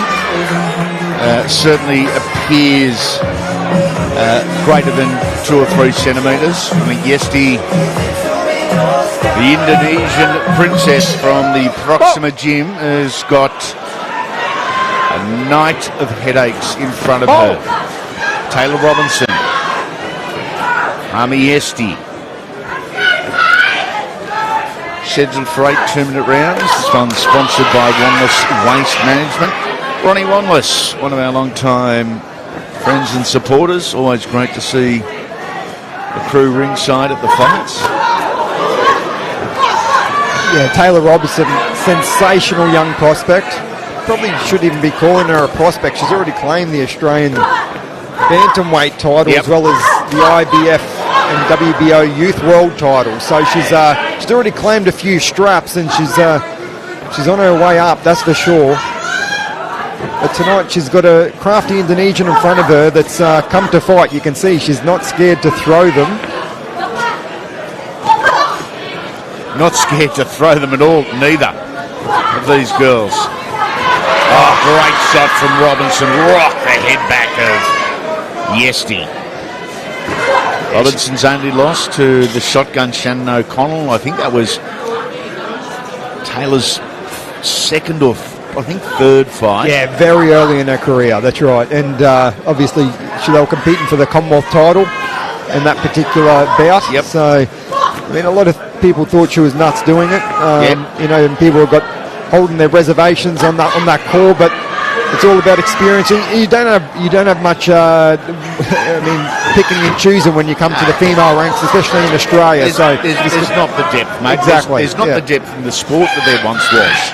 Correct, and especially in the female ranks. So it is what it is. But we're here now, and she's a much better fighter than that day, and she's improving immensely by the round. Every single round she has in every single one of her bouts, she's just on the way up. Amazing natural ability, but natural instinct as well.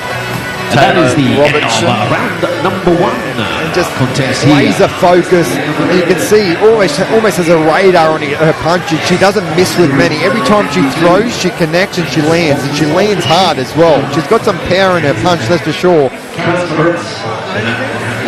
Already claiming those titles, like I said, throughout that first round. She was also an outstanding amateur. She competed at the 2018 Commonwealth Games, so she knows how to box, she knows how to scrap.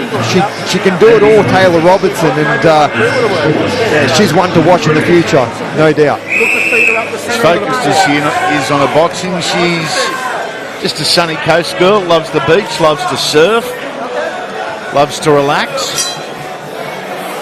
When it's time to train, it is time to train.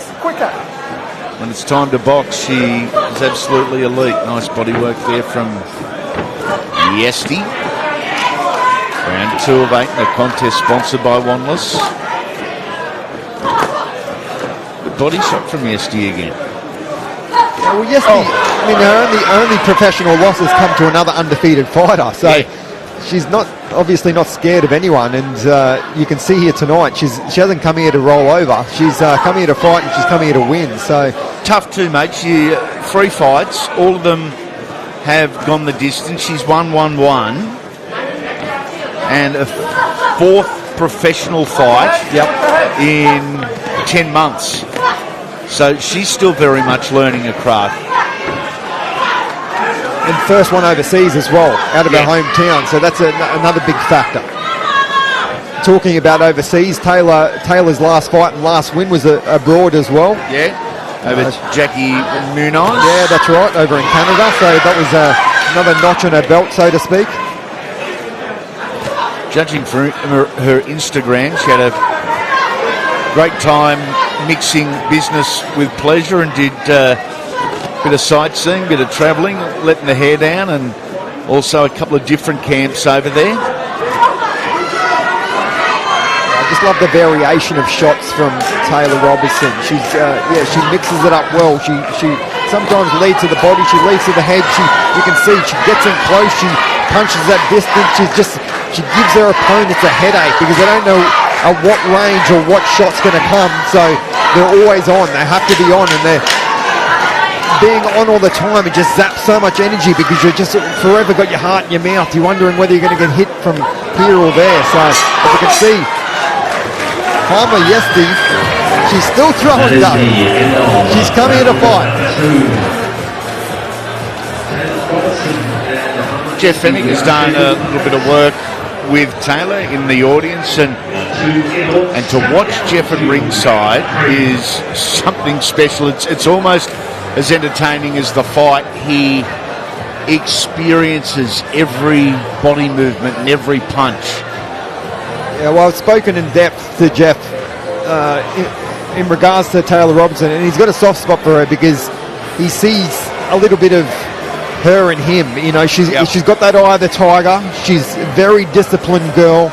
She trains hard, and he loves that. When you put it all on the line every single day, that's what he looks for, and that's what he loves. So, and he sees that in Taylah Robertson. So, big hats off to her and her corner.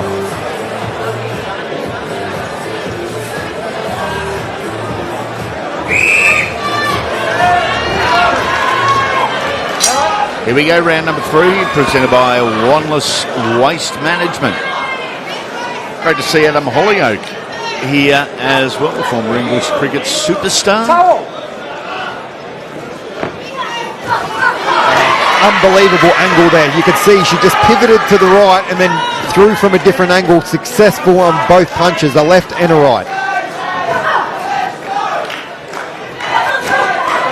Just light and quick hands. She knows when to throw her punches as well. When she's centering, she throws them straight and fast. And when she gets her back to the rope, she starts hooking. So she knows when to throw her punches. Good body shots there as well from Taylah Robertson. Hestie's come to fight, hasn't she? Oh, she has. Make no mistake. She's not here to lay down. There's been a couple of shots that have landed and landed hard. So if she wanted to go down, she would have gone down a long time ago. Robinson just pushing forward, bullying her way forward. Sign of confidence normally. Just trying to set up her opponent, get her exactly at that distance where you can land your right hand. Taylor's got the right hand absolutely ready. Just skimmed over the top of the head there. Yeah, nice. Short left, straight right. Rock the head back on a couple of occasions. Yeah, and I'm only going to say this to try and better Taylah Robertson in the future, but if I can pick one thing, I can see every time she exits after throwing a combination, she exits really high, leaving her chin up in the air, as you can see. And she's open to a counter punch. So when she exits out after throwing her combinations, she's got to get better at keeping her chin down or pivoting off on angles. When she's exiting at the moment, she's exiting very high, almost straight like a pencil, and she's there to be hit. A great observation, Nate. We could see some replays of that third round. Another very dominant round by Taylah Robertson. Yesti throwing as well, but just not at the same rate and not the same effectiveness that Robertson does. You can see there was that turn and that 1-2 that are called throughout round 3. It was perfectly executed.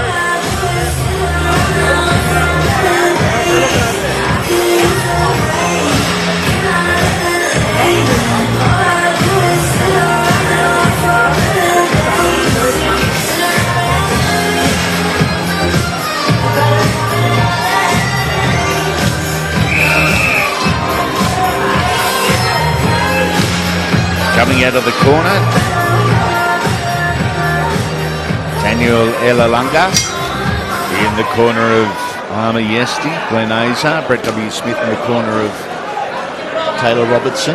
We continue on. This is round number 4. We're scheduled for 8, as is the case with the women fights, where only 2-minute rules.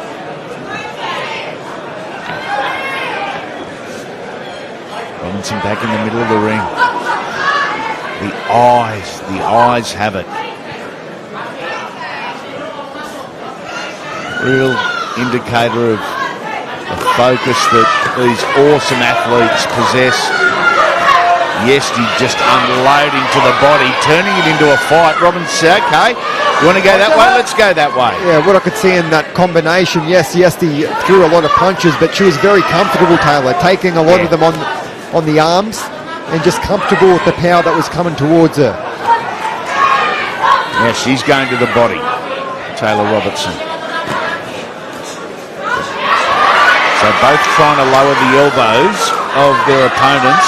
And once the elbows are lowered, now it's time to tee off upstairs. So you change levels and you go high. That's the theory behind it. Sounds really good and really easy from this side of the ropes. Good body shots there from Taylah. And that was a good comeback there from Harmer yesterday as well. Another doubling up that right hand, both scoring there for Robertson. Oh, 1-2, beautiful from Robertson again. Over the top of that right hand, Robinson, just on the outside. Yeah, clubbing right hand, that one just around her glove. And the receipt comes from Harmer Yesti. That was a good right hand from her. And there's 3 and 4 shots from Robertson to close out the round with an exclamation mark.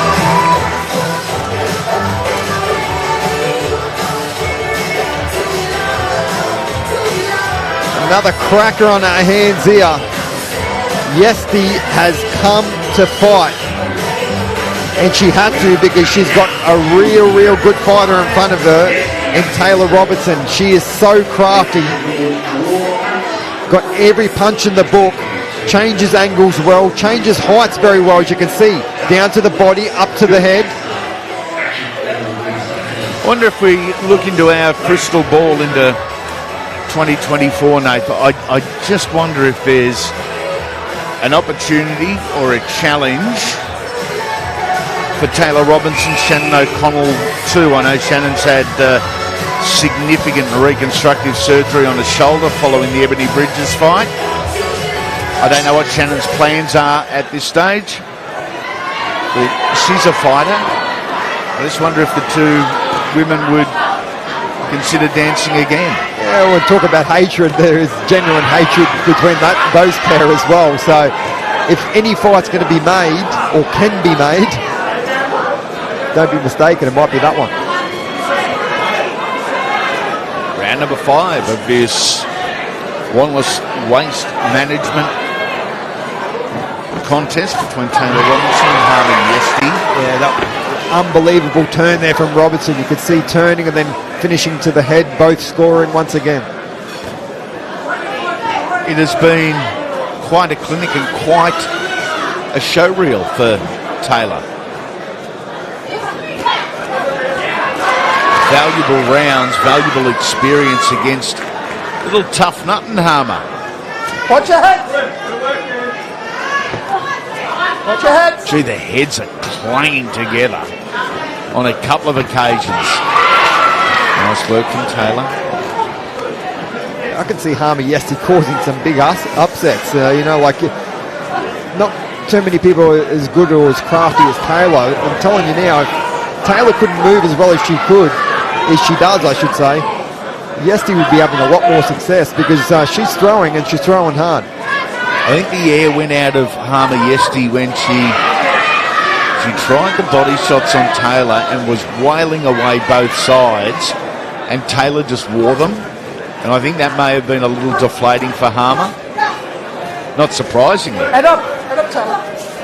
Yeah, she's wearing them very well. Very, like I said, very comfortable. You can see, even though she's wearing some shots, she's like it's not affecting her at all. She just comes back with 2 and 3 shots herself like that, and that big right hand. Another exclamation point on this round, and it comes at the end as well. Really good finish there from Taylah Robertson once again.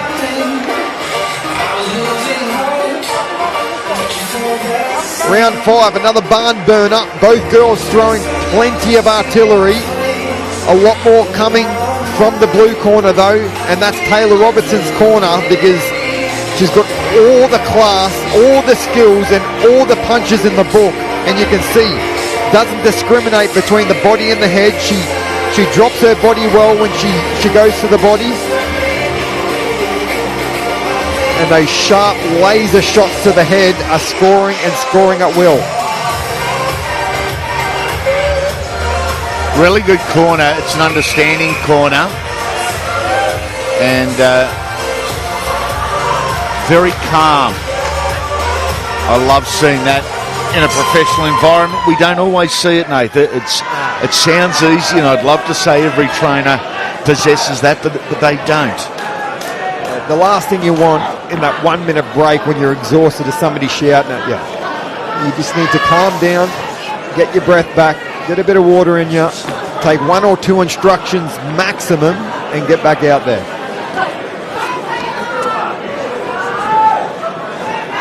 Taylah just keeping Harmer at range here, just reaching out like she did just then. That left hand just getting her at range.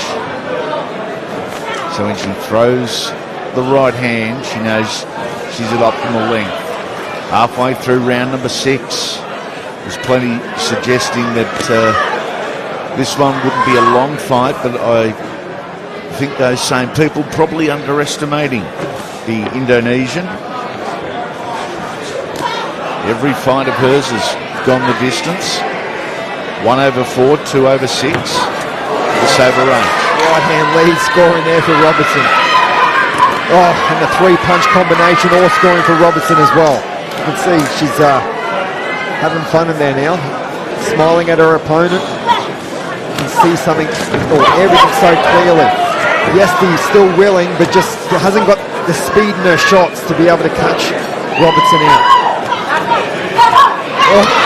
Great work from Taylah, but Yesti not without her shots either, so we should be heaping credit on her when she succeeds.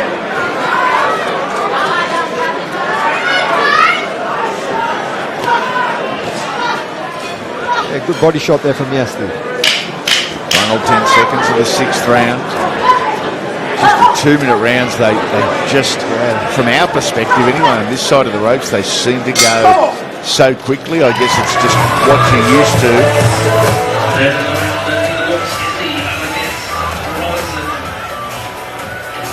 Good round.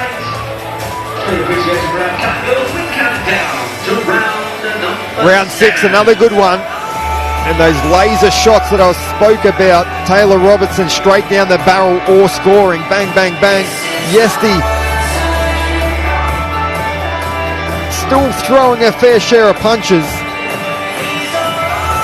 but just doesn't have the power to trouble Robertson.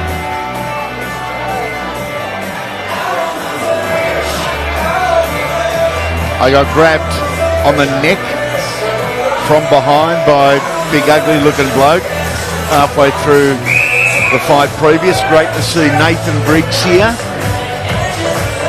twin of the Hurricane Paul. Nathan fought professionally both as a kickboxer and as a boxer, and he is a mountain of a man.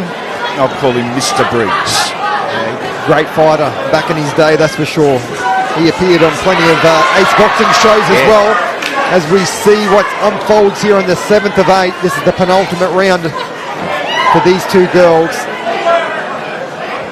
Face punching exhibition from Taylah Robertson. Actually enjoyed this in the variation.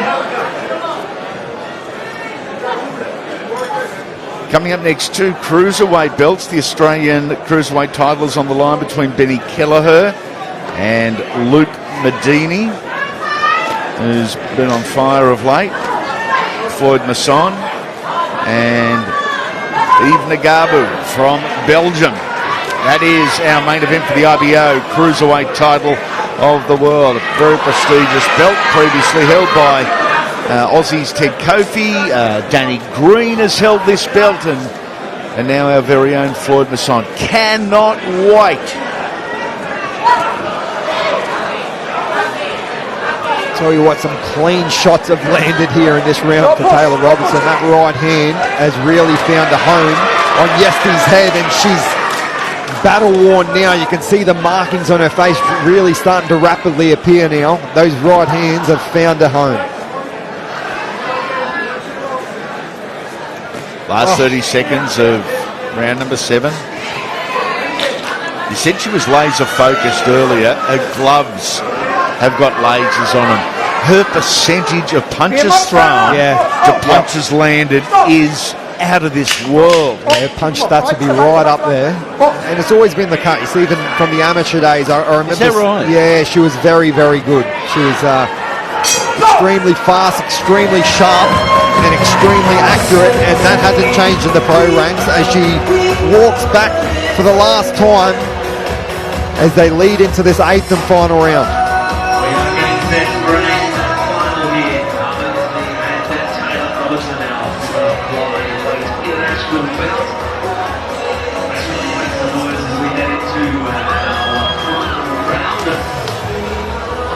Combination punches from Taylah Robertson, all paying dividends. You could see the head rocking back of Yesti.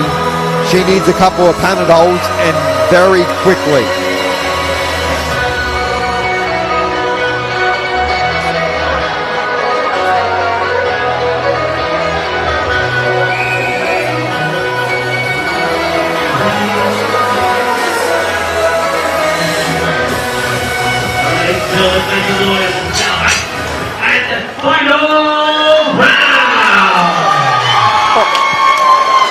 And final round, here we go. Taylah Robertson and Yesti. Robinson in fight number 10 in her short but decorated career.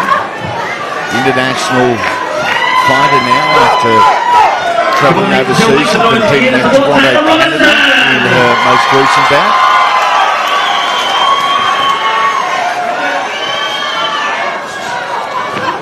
I noted that she said in the press conference on Thursday that every fight I just cannot take it as a warm-up fight, as a leapfrog fight, as a progression fight. I have to prepare mentally as though I'm fighting the very best in the world to get the best out of myself. Well, that's a professional, Andy. I mean, that's what you should be doing. That's your job. If you're a professional athlete, this is your job, and you need to do it correctly.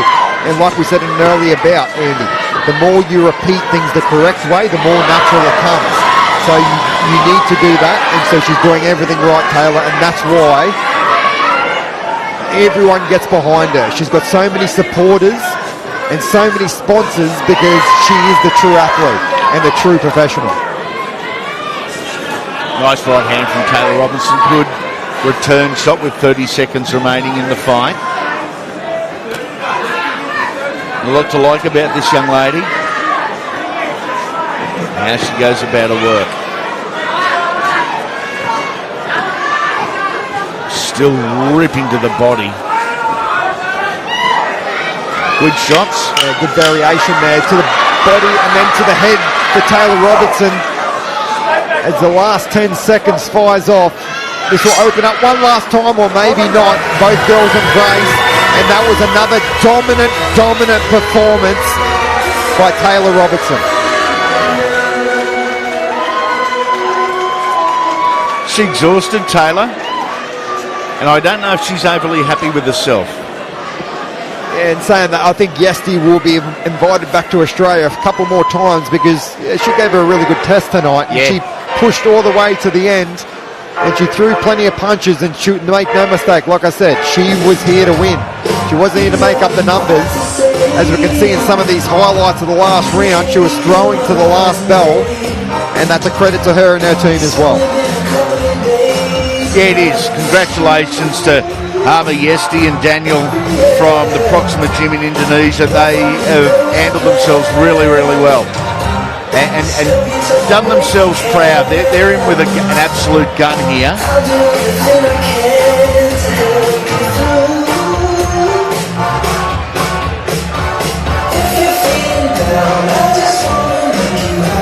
Oh, we're dancing in the corner already. They're going to enjoy the time here. Head upstairs to the disco.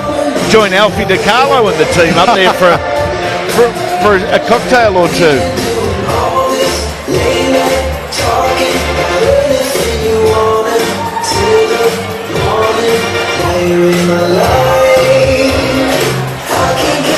Might head up myself, mate. Why not? She'll either run or start throwing punches if I start dancing, I'll tell you that. Tell you what, you'll be an easier proposition than Taylah Robertson forever, that's for sure.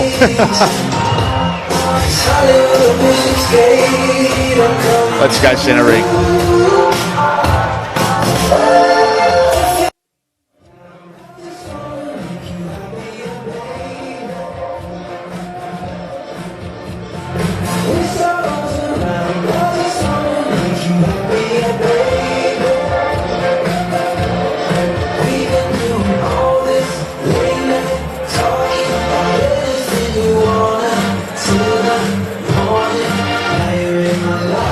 All right, ladies and gentlemen, we'll get set to make this one official on this bout. Proudly brought to you with thanks to Wanless Waste Management. Put your hands together for both girls. Great contest, ladies and gentlemen.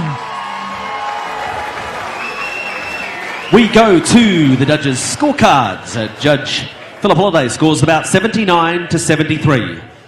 Judge Paul Williams scores the contest 77 to 75. Judge Trent Van Galen scores the contest 79 to 73. All to your winner by unanimous decision. And it goes to the blue corner, Taylah the Matador Robertson.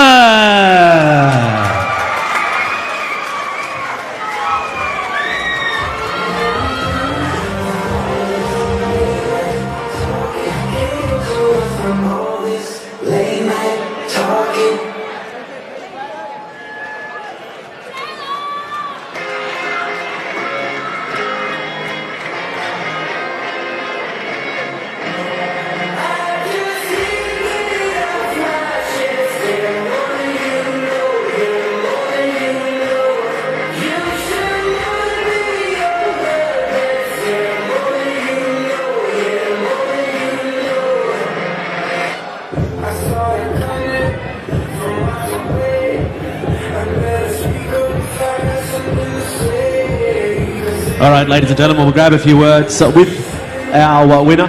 Taylah, you said you'd come here tonight and show us a bit of everything, and you got the opportunity over 8 rounds to do exactly that. Yeah, absolutely. She was tough. She was really tough. She was hanging there. No matter what I gave to her, she just hung in there. I don't know what the 75 score was. That's what I thought every round I felt pretty comfortable, but... And you got to show us the full package, whether it was the Matador style, whether it was in the pocket, whether it was at range, whatever. You got a chance to show us a bit of everything. Yeah, I was trying to work on staying in close. I usually sit on the outside and pick my shots, but I'm trying to adapt a bit more to a pro style at the moment where I'm sitting in the pocket a bit more and trading. We've said all along it was an important night for you tonight, but there is a bigger picture. What's the journey ahead look like for Taylah Robertson? We're going to be chasing top 10 opponents next. We want to start working our way up, having some more tactical fights. And how was it to be back in the ring? We know it's been hard to get opponents to be back here in your home state with all these people cheering for you. Yeah, the crowd was absolutely amazing. Thank you to everyone that came out to support me. I could hear you guys so loud in the ring, and it makes such a difference when I'm fighting. And it must mean a lot to you to have so much support, not only here tonight, but the country really feels like it's getting behind Taylah Robertson, and if they don't know who you are, they're going to. Yeah, you guys are all fucking amazing. Good on you guys. Thank you so much. And you've got an incredible team that's a big part of it. Tell us about them. Yeah, my team support me so much on this journey. I'm in the ring alone, but outside I have such a huge support system, and I really couldn't be doing this without any of them. When do you predict that we will see Taylah Robertson with the name beside it, World Champion? 2 to 3 fights. So 2 to 3 fights, ladies and gentlemen, so get behind her. And I'll give last chance. I'm sure there's a lot of people you'd like to thank. I'll give you that opportunity. Thank you, thank you. I might bring in Glenn, I might have a quick chat to your manager here, Glenn. I know you've got unwavering faith in this young lady. Tell us why you have such faith in her and know what she can be. Oh, look, I think she's one of the most talented fighters, female fighters in particular, but just fighters that Australia has. She's got all the skill in the world. We're just not getting regular enough fights at the moment, and that showed a little bit tonight. Having said that, I thought she won every round. So with regular fights, with people like ACE and other people starting to back us, you'll see her improve astronomically. And you'd love to, as we said, this country's booming with boxing. This is another that they can get behind. Yeah, absolutely. Like, you know, the women in our sport, I think, are setting the scene, and Australia's starting to see that, the world's starting to see that, and this is one of the best that we've got, absolutely. I asked her the same question. I'll ask you the same. When do you predict that we will see world champion beside her name? Our plan is within 3 fights, so we just need, you know, one more fight this year, and then within 1 to 2 next year, we'll make that jump.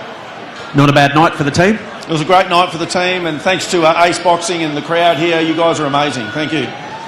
Ladies and gentlemen, put your hands together for Satsuko and Taylah Robertson. So goes on her winning way. So again, ladies and gentlemen, here is a young rising star that we have in the sport. Showed us all the skills here tonight.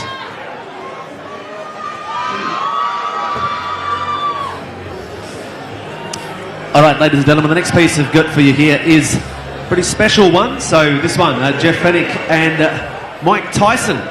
Jeff Fennick's in the room with us here tonight. So after this auction, I might get him up here for a photo. We'll have a chat to him. It's Jeff Fennick, Mike Tyson, PC, ladies and gentlemen. So two of the absolute greats in world boxing. Jeff Fennick, of course, considered the greatest of all time in Australia, and one of the greats across the world. And Mike Tyson, no introduction anywhere there. So, and of course, we see the great pick there. Jeff trained Mike for a period of time as well, and a great friendship was seen there. But here, signed gloves from not only Jeff Fennick but Mike Tyson there as well. And said we have the great man in the venue with us tonight, so we might get him up for a chat after we sell this one here tonight, ladies and gentlemen, so you can get a photo with Jeff with it as well. So that's it. So it's coming around here, ladies and gentlemen. Have a look at it as it comes around for you here tonight. So this is it, ladies and gentlemen. So have a look at the piece coming around here. It's a perfectly signed. Look good somewhere in the office. Look good at home. Buy it for yourself. Buy it for a present. Christmas isn't too far away. Be a pretty good gift for somebody, that's for sure. So have a look at it as it comes around. The girls bringing it around for certificate of authenticity that comes with it here as well. So that's it there. All right, ladies and gentlemen, what's it? $1,000. Who wants to throw me up a bit of $1,000? I'll take 1,000 to start me off here, ladies and gentlemen. 1,000 will kick me off, ladies and gentlemen. A simple $1,000 to start. 1,000. Here it is coming around, ladies and gentlemen. Yo, we got one there, yeah, 1,000 the bid now, we're sitting at 1. 1,000 is the bid that we have. 1,000 the bid, ladies and gentlemen, I'm after 1,250. 1,250 will keep me going, ladies and gentlemen, we're sitting at 1,000 now. 1,000 is the bid, 1,000 in front. 1,000 it is, have a look here, so the Jeff Fennick, Mike Tyson PC gloves signed by them both. Ladies and gentlemen, I need an extra bid here, so we're sitting at the bid, we're sitting at now, ladies and gentlemen, so I'm after 1,250. 1,250 there. 1,250 the bid now. We're sitting in front there at 1,250. 1,250 the bid. I'm after 15. I'm after 1,500, ladies and gentlemen. 15. Yep, you're in the game. 15. It sits there. 1,500 the bid now. We're sitting at 15. 15 is the bid now. I'm after 1,750. 1,500 the bid now. We're sitting there. We're sitting at 1,500. 1,500. Behind me, yep, say a hand, yep, 1,750. 1,750 the bid, we're sitting there now, we're sitting at 1,750. 1,750 is the bid, I'm after 2,000. 2,000 will stay with me, we're sitting at 1,750 in front with me. 1,750 is the bid, I'm after 2,000. Yep, 2,000, right there. 2,000 the bid sits there. 2,000 in front with me. 2,000 the bid there, ladies and gentlemen, we're sitting at $2,000 we have. 2,000 the bid, I'm after $2,250. 2,000 is where it is now, ladies and gentlemen, we're sitting at 2,000 is the bid. 2,000 is where we sit. Is there any further action above the $2,000? 2,000. Going once. 2,000. Going twice. Last. Final call. Are there any? Yeah. 2,250. 2,250. You're on 25. 2,250 sits there. 2,250 sits in front with me. 2,020. He's only next door to you. 2,250. 25. Who's up? Yep. You got someone? Yep. I'm looking at you. 25. 25. Yeah. 25. It sits there. 2,500 the bid sits over there. Now we're sitting at 25. Do you want 2,750? 2,500 the bid sits here. 25 in front with me. 25. It's over there. $2,500 we have, ladies and gentlemen. Any further bids above 2,500? 2,500. Going once. 2,500. Going twice. You know the drill. It can only do one more lap. I'll come to you last. Last. and final call. Are there any further bids? No further bids. I knock it down. It's sold. 25. We might get Jeff. So, ladies and gentlemen, as well, so a successful bidder to come forward. But also, ladies and gentlemen, put your hands together. Jumping up into the ring with us here as well. One of the absolute greatest of all time. Ladies, put your hands together, ladies and gentlemen, for none other than Mr. Jeff Fennick.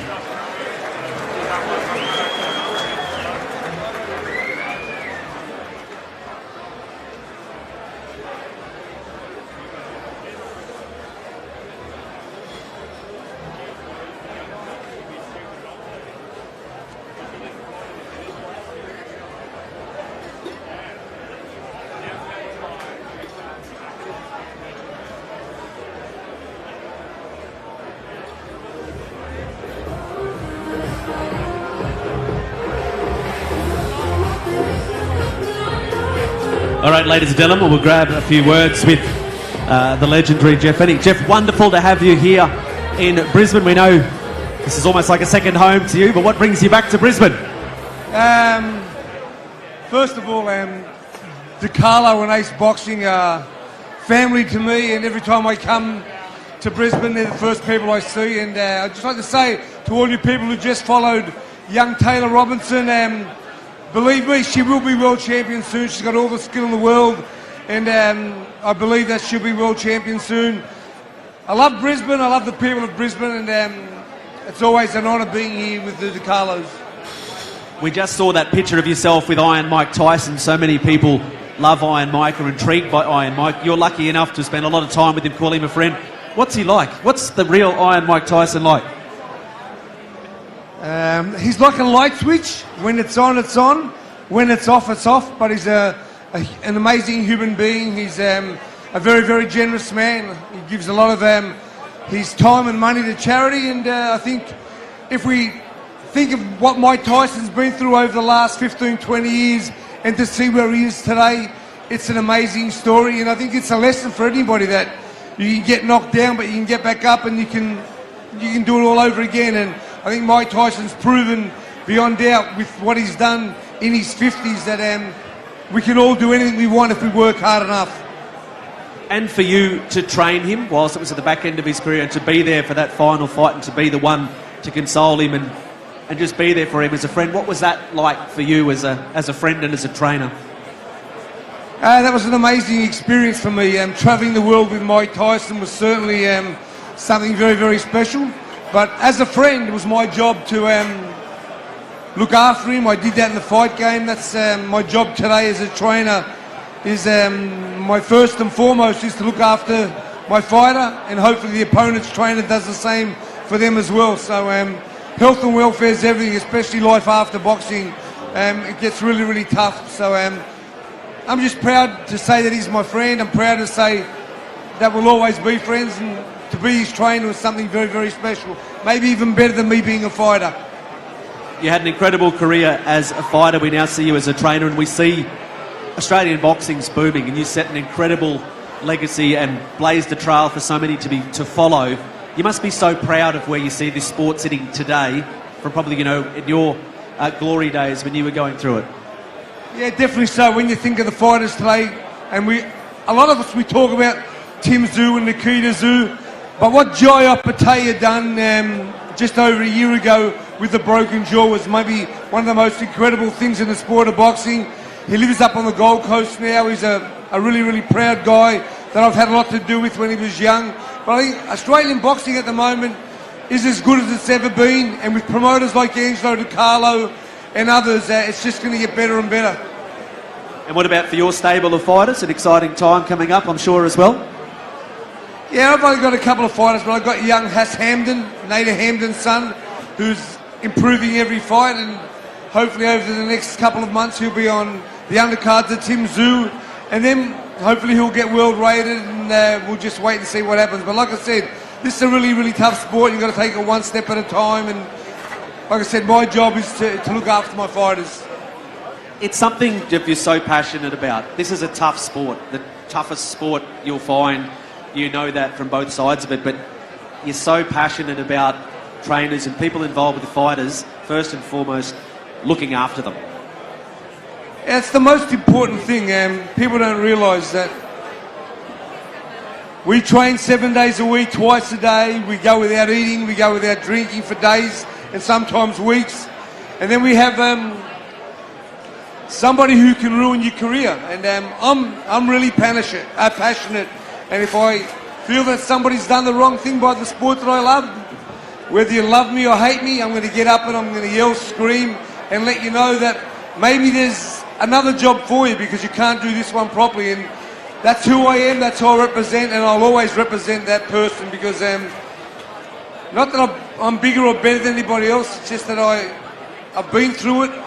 I know what it takes to get to the top, and a lot of times there's just somebody in the middle here that has never been through anything that we've gone through, and they ruin careers. So as long as I'm here speaking, I'm always going to be the first person to stick up for the fighter.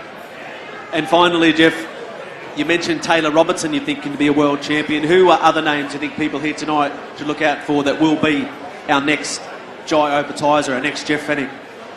Well, like I said, when you look at Matty Rose and the boys in Sydney doing all the promotions, they've got so many good fighters on the rise, you know, and there are just Liam Wilson, yeah, he's from up here. Liam's one of my favourite fighters, and again, if I was in his corner when he knocked down his opponent, I would have been in the ring after 10. I wouldn't have waited 27 seconds. That's just me. But like I said, we've got a lot of great fighters. But the great thing that we do have here in Brisbane is we have a great promoter in Enzo DiCarlo and his family, and we have great supporters. So to all you people who are here, thank you so much and enjoy the night. Ladies and gentlemen, put your hands together for him. He's a legendary figure, as said, a great man in boxing, but an even better human being, and it's great to have the great Jeff Fennick with us here tonight. So ladies and gentlemen, as we work our way through our card here tonight, so ladies and gentlemen, enjoying all of the action here tonight from the wonderful Eaton's Hill Hotel? All right. I think we got the mics working, so we've got everything sorted. Hopefully the food's fantastic, the action is good. Well, ladies and gentlemen, we are counting down to two of our big cruiserweight fights, so we've got a couple of big ones to come. So ladies and gentlemen, they are just around the corner, and up next here, presented to you by the AEST Boxing Group.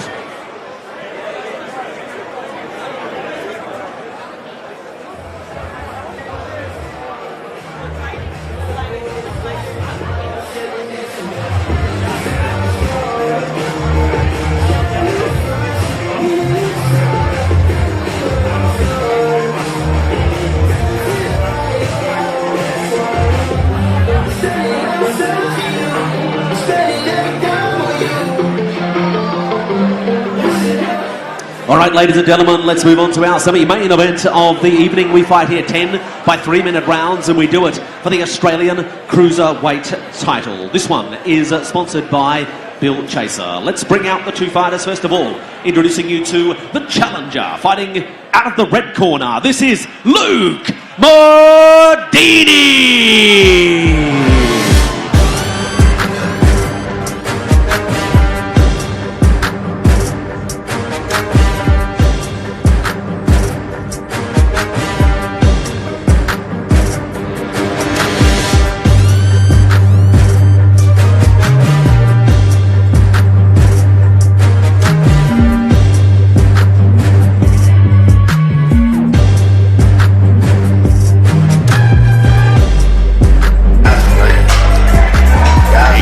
Luke Modini hasn't fought since December 2022. That very impressive win over Ricky Silva. Great to see him back in the ring.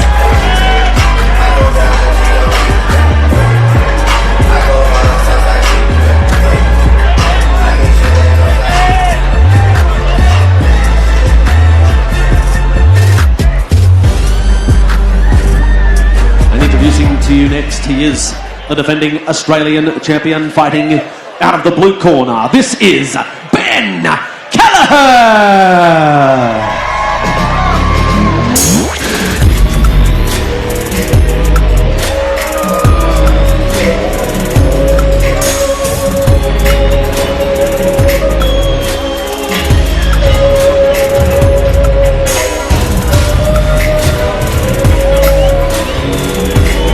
Kelleher very much in the veteran category now. 16-5-2 record. He is fighting out of the Logan Boxing Club, and And the principal in his corner is Daniel Russell, Daniel's twin brother Aaron, also involved in the training.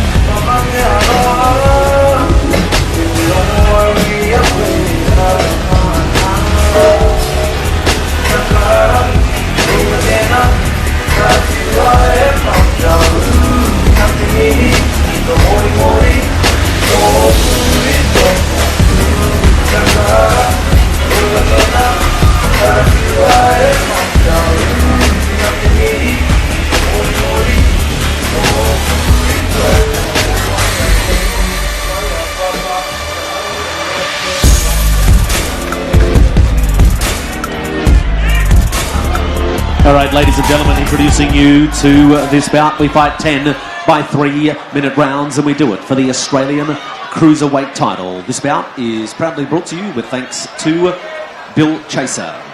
Judges for this contest, Mr. Paul Williams, Mr. Trent Van Galen and John Watson. Referee, third man in the middle, is Mr. Philip Holliday. Introducing to you first, standing across in the red corner, weighed in officially 90.6 kilos, wears the white trunks with the red and the green from Brisbane, trained by Frankie Pianta out of the Combat Sports Coliseum. He has a professional record to date of 9 fights, 9 wins, 7 big wins are coming by way of knockout, yet to taste defeat already. A Queensland champion, already an Australasian Cruiserweight champion. Tonight he steps up and makes his bid for the national title. I give you the challenger. This is Luke the Lover Modini.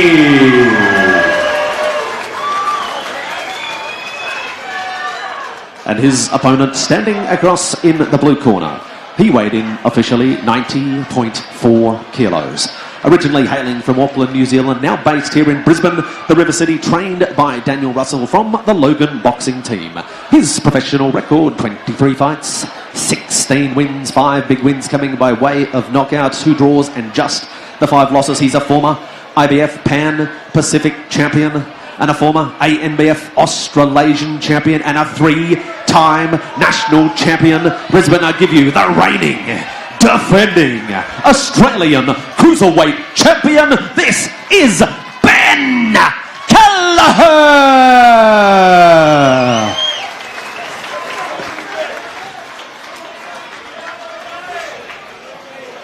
Fighters, I've been through the instructions in the change room. Let's have a nice clean fight. Listen to my instructions at all time. Good luck to both of you. Let's go. 2 big tough units. Ben Kelleher, the champion, Luke Modini, the challenger, and what an opportunity this is for that man, Luke Modini, on his return after some 9 months out of the ring.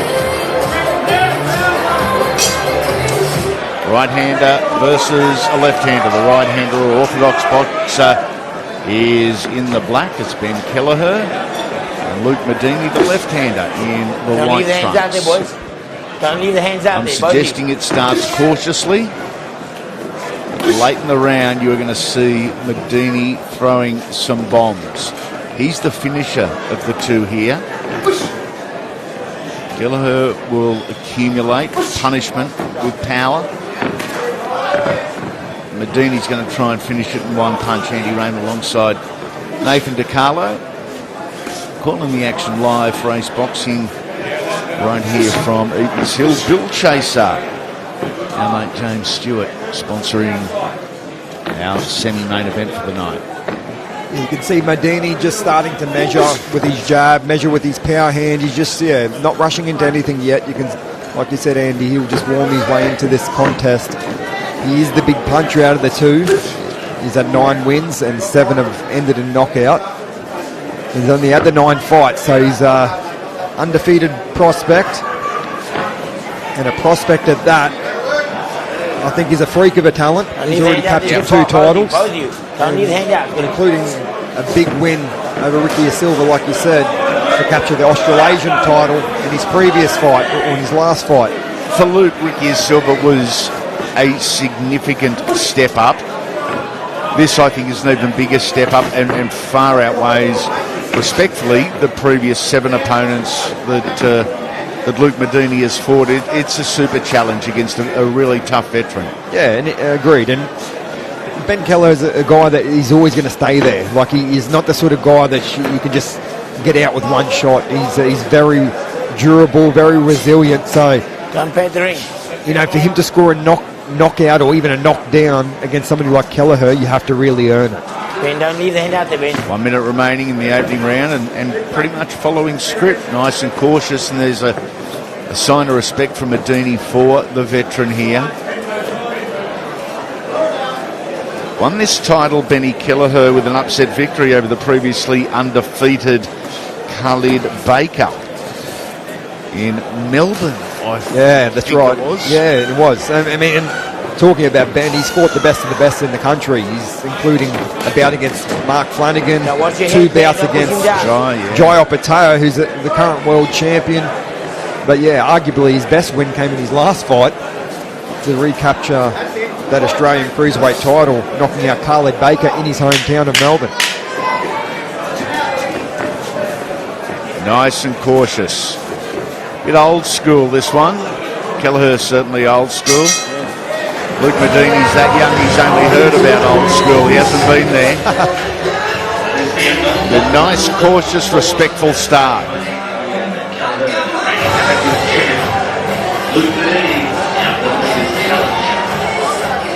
Scheduled for 10, we're counting down to 2.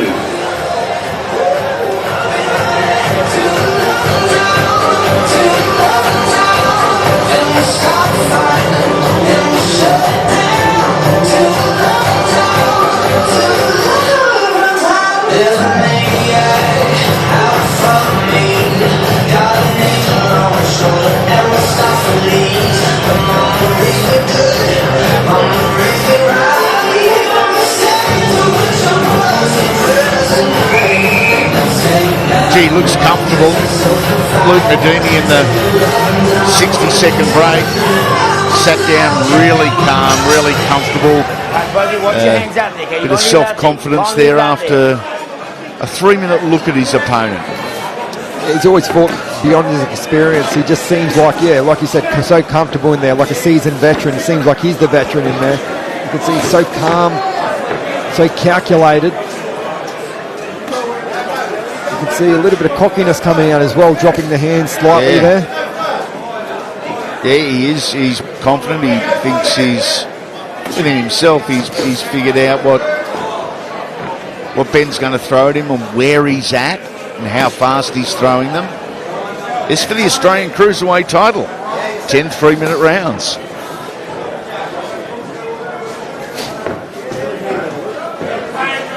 Kelleher resets, restarts. Modini comes back in. Philip Holliday is the referee. Have we seen him and Jeff Kennick together tonight yet? No, but they're on good terms. Okay. They're actually good friends. They speak to each other often, so it was a very long time ago.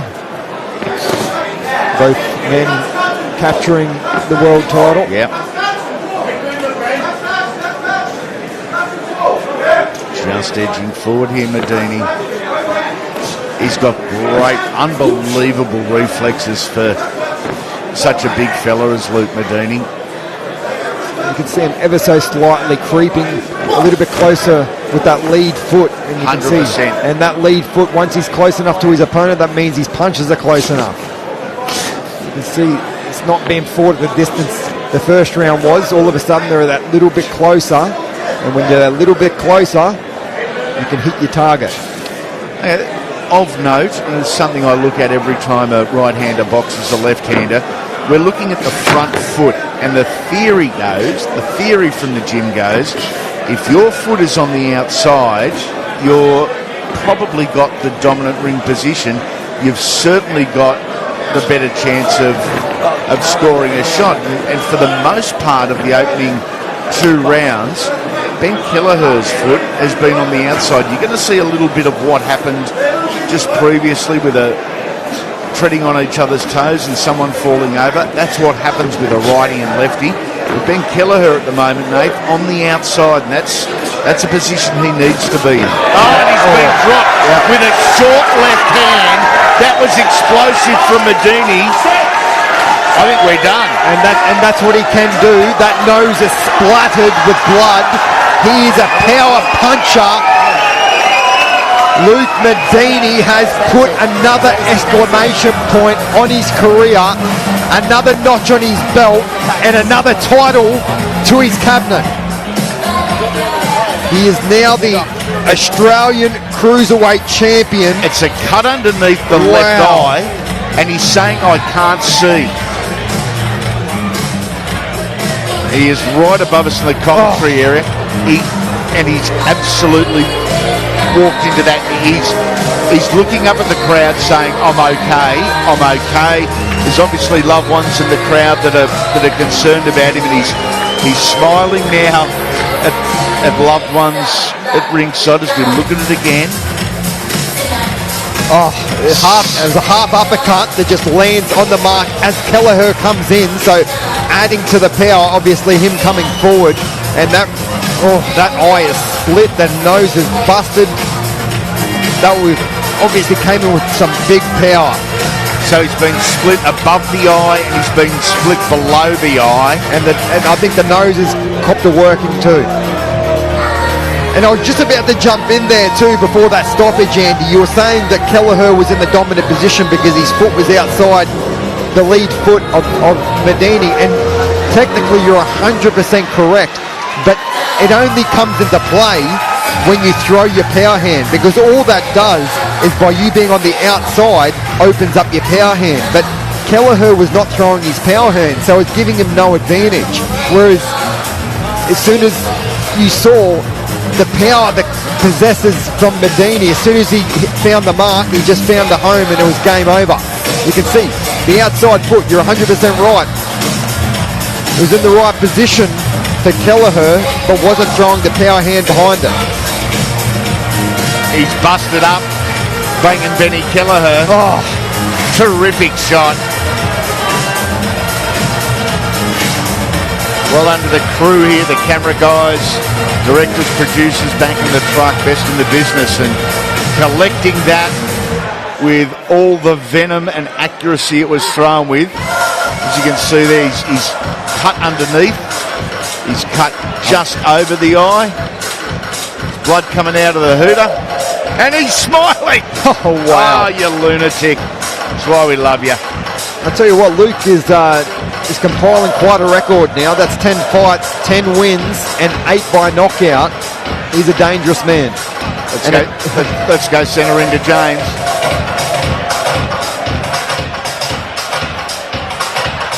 All right, ladies and gentlemen, we'll get set to make this one official, our Australian Cruiserweight title fight. This one presented to you with thanks to Bill Chaser.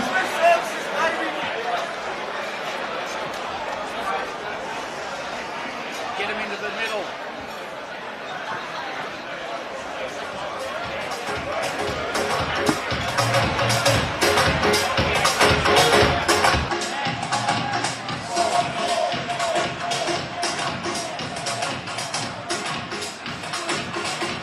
Ladies and gentlemen, again, please put your hands together for our two fighters here. The belt changes hands, ladies and gentlemen. This one at 105 of round number 2. Your blue corner fighter is counted out your winner by knockout, and the new Australian Cruiserweight Champion and still undefeated from the red corner, Luke the Lover Modini.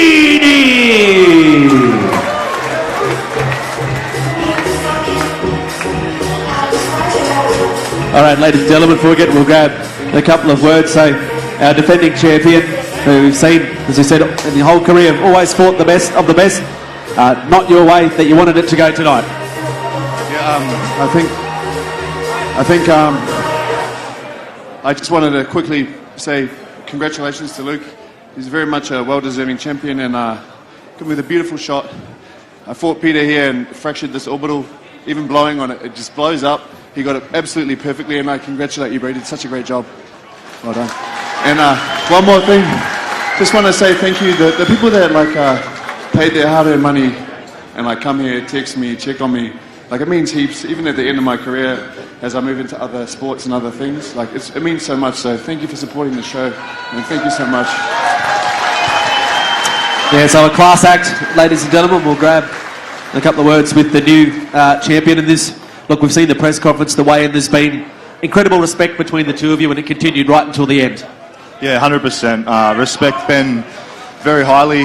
There's not many warriors in the sport that will take any fight pretty much, and Ben's ready to take any fight at any time. So I got to respect the man, and he gave me a shot. And yeah, I appreciate you very much, Benny. Thank you, brother. Yeah. You talk about a fighting champion. As you said, he's willing to fight anyone and everyone, and you want to fight anyone and everyone as well. So it worked out all right. Yeah, it did. And you know, I'm happy with the performance, and I'm happy with how it went. We both get home healthy and safe, and we both, you know, made the most of the opportunity we had. So yeah, I really appreciate the chance, and yeah, enjoyed it. Tell us as the belts go, tell us in your words how that fight played out, how you felt in there. You know, I felt fairly comfortable. I was just starting to get in my rhythm a little bit more, and just taking my time, and just picked the right shot at the right time. And you know, it's boxing, it happens, So just got the right shot. Ben said it was absolutely the right shot at the right moment. Talk us through that knockout punch. I was just trying to get Ben coming in a little, and trying to get him to really shoot in and get him low for that uppercut. So yeah, I was just waiting for that. Yeah. You've always been known as a fighter that has that power, but you obviously want to show that you can box. And whilst it was only a minute into the second round, it was obvious that you wanted to take your time. Yeah. I did want to just showcase my boxing ability, and you know, I want to keep doing that every fight, and yeah, just go from here. Yeah. What a journey! Remember your first corporate fight to your first professional fight, title fights. Now you've won a Queensland and Australasian and an Australian title. Yeah, it's been quite the journey, and we're really knuckling down now, head down, arse up, and we're going to really go for the big fights and try to get on some good cards and make some statements. Yeah. There's some decent names out there in the cruiserweight division. It's a pretty hot division. Do you want to be a part of it? Yeah, definitely. I want to make some big fights happen. Any cruiserweight, like, we're ready to go. So let's make it happen. Let's make these big fights happen, and we'll be ready. Yeah. What's this moment mean to you, this belt, and those people around here, and you know, the journey to get here? Yeah, it's been quite a journey. You know, we've been through a lot of changes. We put in a lot of work. Frankie's gone bald almost, and we're here now. We got the title, so we're happy as. Yeah. And last but not least, what's your message to all these supporters that paid their money to come and watch you perform tonight? Yeah, thank you so much, everyone that come out, spent their money, and come to support myself and Ben. And can't thank you guys enough. Thank you very much. So ladies and gentlemen, put your hands together for him. There he is. So he is your new Australian Cruiserweight Champion. So Luke, the Lover Modini. So building quite the collection there. So you see the state belt, the Australasian, and now the Australian title belt there as well. So Luke Modini goes to 10-0 with 8 knockouts.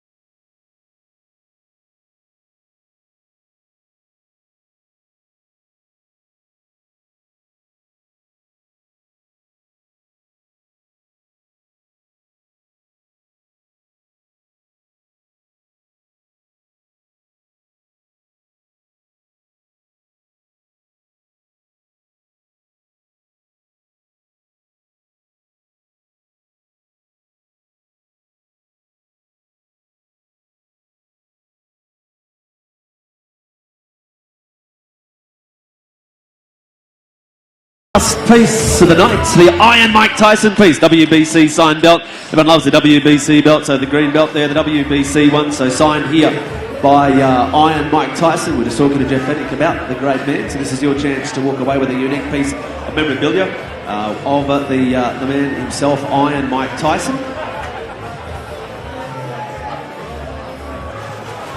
Okay, so ladies and gentlemen, so that's the piece. Have a look at it as it comes around. This is the last piece to sell you here tonight. It's the last chance to walk away with a prize. So have a look at it as it comes around here. So WBC belt here signed by none other than Iron Mike Tyson. So the green WBC belt. So again, you know the drill. Last person with the hand in the air wins the prize. Get her attention whichever way you can if you want to place a bid, ladies and gentlemen. So, generous, shall we? Let's kick off $1,000. $1,000 will kick me off, ladies and gentlemen. It's no mean, but yep, we're in 1,000 we have. 1,000 in front with me, we're underway. I'm up to 1,250, ladies and gentlemen. 1,250 with you there. 1,250, yep, 1,250, yeah. 1,250 the bid sits in now. I'm sitting at 1,250 in front with me. 1,250, I'm after 15. 1,250 is where it sits now. 1,215, yep. Yeah, you 15? Yep, I've got 15 there. Do you want 1750? That's 1750 is you, yeah. Do you want 2 over here now? Yep, 2 wants there. 2 it sits there. 2,000 it sits with you. 2,000 in front with me now. We're sitting at 2,250. It's there. Do you want 25? Do you want 25? Yeah, 25. He says yes. 2750. Do you want 3? Yep, he says yes. 3. You want 3,250? Do you want 3,250? 3,250. Yep.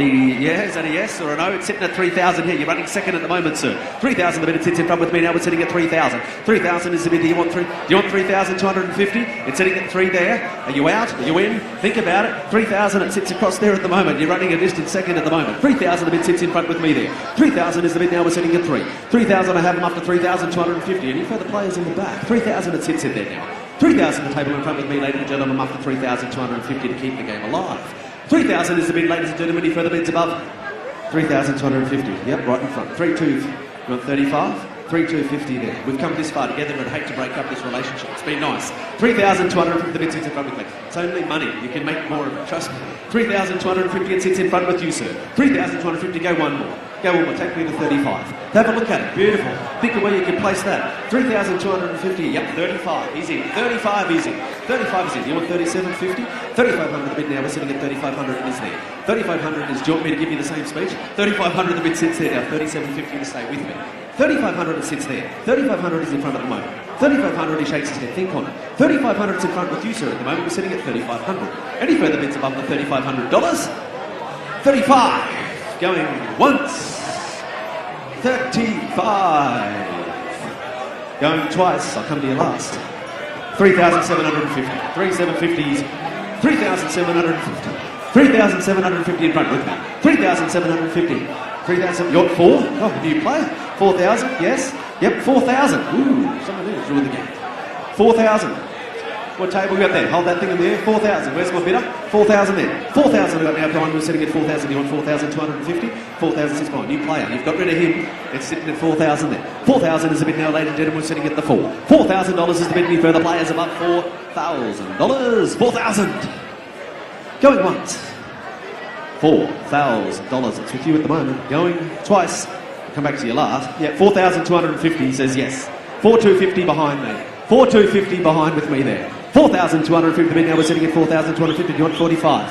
Someone's whistling. I'm not whistling at me or somebody. 4,000. Yo. 4,500. Yeah. 4,500. 4,500 right in the back corner. Yeah. 4,000. Yep. 45 in the back corner. 45 in the back corner. 45. We've got to be bidder there. We're sitting at 4,500. 4,500. 4,500. Nearly got it to you for 3. 4,500. It sits there now. 4,500. Any further bids above $4,500? 4,500. Going once. $4,500. Going twice. Last. Final call. Are there any further bids? No further bids. I knock it down. It's sold. 4,500.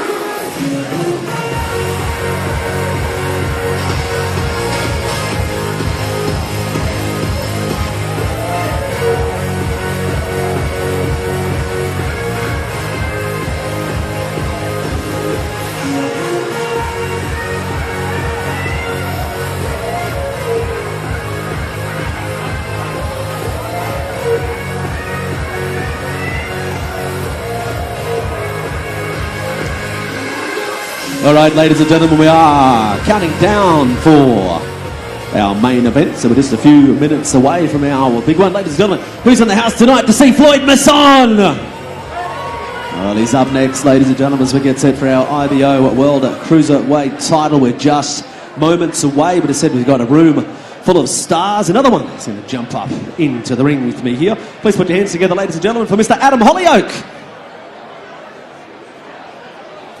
Come on, give him a big round of applause. There he is, so he jumps up into the ring. Go on, righto. I'll hit you where it hurts first, mate. What do you think of the Ashes? Oh, well, it was 2-2. I think if it wasn't for the rain, England would have won that one for sure. Quite controversial sort of way that one ended, or was it? Or wasn't it? I don't know. Well, I was born in Australia and I was raised there till I was 12, and then I went over to England. So when people ask me who won last night, I'm usually just say we did, because I just go with whoever wins, basically. Oh, so you can sit either side of the fence. That's not a bad way to be. Yeah, absolutely. You've got to sit on the fence, mate. But also involved in combat sport. So from cricket to combat sport, how does that combination work? I'm not sure, actually. I came to the Gold Coast in about 2008, and Stephen NG somehow or other talked me into having a few fights. I wasn't that keen on the idea, but he pointed out to me that no one had ever been a professional or international cricketer and boxed professionally as well, so my ego took over from there, really. Did you enjoy it? Not the ones I lost, no, which was most. I think I'm actually Ace Promotions' worst ever fighter, so it was fun while it lasted. I was surprised they let you back in here tonight then. Oh, that's it. I didn't add anything to the gate takings, that's for sure. But still, what are you doing these days? So I'm involved with Queensland cricket. I do a little bit of the work with the batsmen up there. So I'm the only person to be a traitor and then be a traitor back again. So I train the Queensland guys and some of the Aussie boys against the English side. So yeah. I was going to say, so there's quite a bit of talent, isn't there, in the state at the moment as well? Oh, massive talent. It's you got the #1 batsman in the world in Marnus Labuschagne. You got Usman Khawaja, who's in the top 10 in the world. Then you got other players in the Australian side like Jimmy Pearson and Michael Neser, Bryce Street on the verge. So you've got 7 or 8 guys all on the verge of Australian selection. Do you think Matty Renshaw deserves his chance as well? What, in the boxing ring or in the game of cricket? Though Matty Renshaw's done really well. He had a tough few years, got into the Australian side very young. So, but he's working his way back up there. Talented young kid. He'll play for Australia again. Looking forward to it and enjoying the fights tonight. Loving it. That was an exciting fight. That last one was a shame it was cut short. Great shot there by Luke, but Ace always put on the best fight. So really looking forward to the main event as well. I think that'll be a banger. Thanks for joining us. Great to have you with us tonight. Cheers, guys. Thank you. Put your hands together for him, ladies and gentlemen. So that's Adam Hollyoak. As I said, that's a rare feat to be able to play cricket professionally and combat sports professionally. So, unique set. All right, ladies and gentlemen, we are just a few moments away from our main event.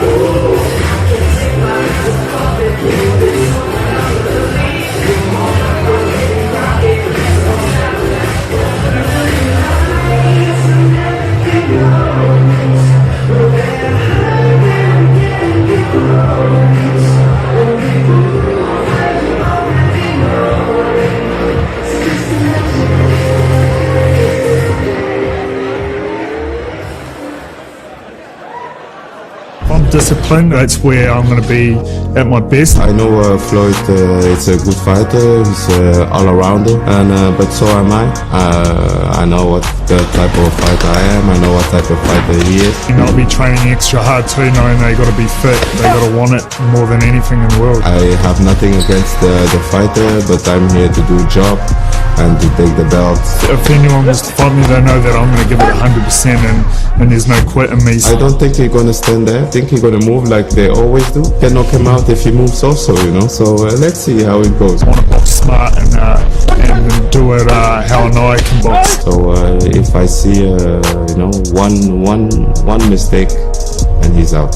It's the best I've been, it's the most skilled I've been to, and the most disciplined I've been. I think come fight night it's going to be, I'm always going to be in an exciting fight, but you're going to see my skills showcased a lot more, and then you could see me become a unified world champ in the future, and that's what I'm chasing.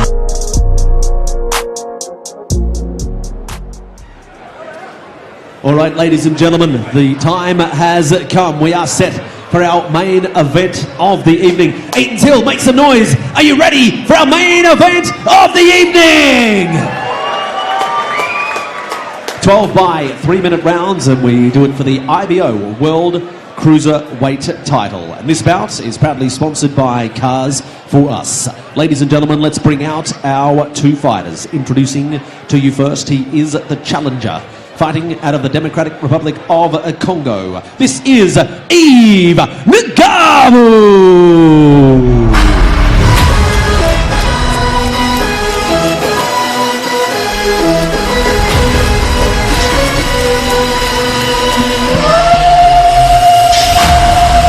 The Belgian Superman, fighting at Grant's Boxing and Fitness.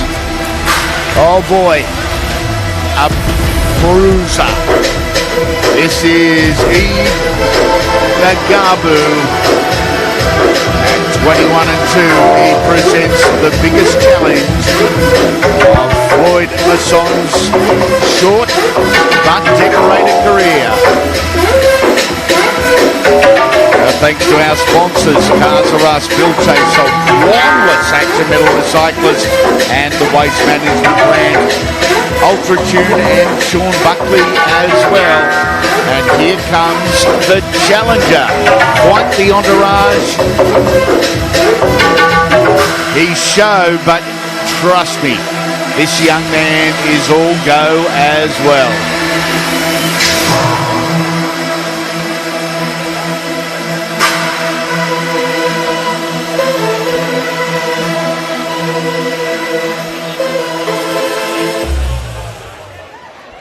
And now, ladies and gentlemen, making his way to centering the reigning, defending IBO World Cruiserweight Champion from Australia, this is Floyd Masson!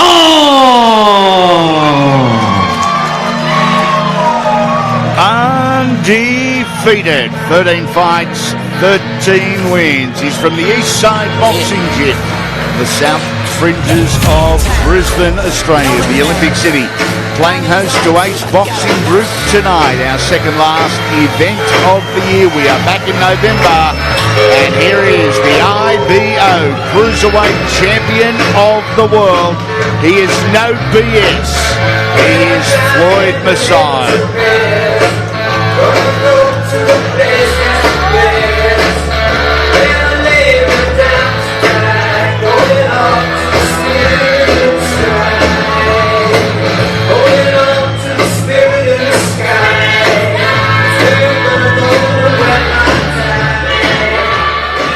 All right, ladies and gentlemen, being an international contest, I'd ask that you be on your feet if you can, ladies and gentlemen, as I introduce to the mic Raja Lundo, first of all, to sing the anthem from the Democratic Republic of Congo and Australia.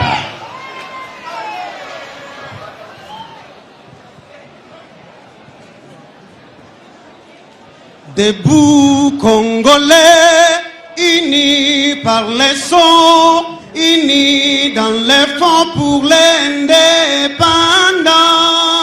C'est dressons nos fronts, longtemps courbés, et pour des bons prenons les plus belles élans. Dans la paix, on plaît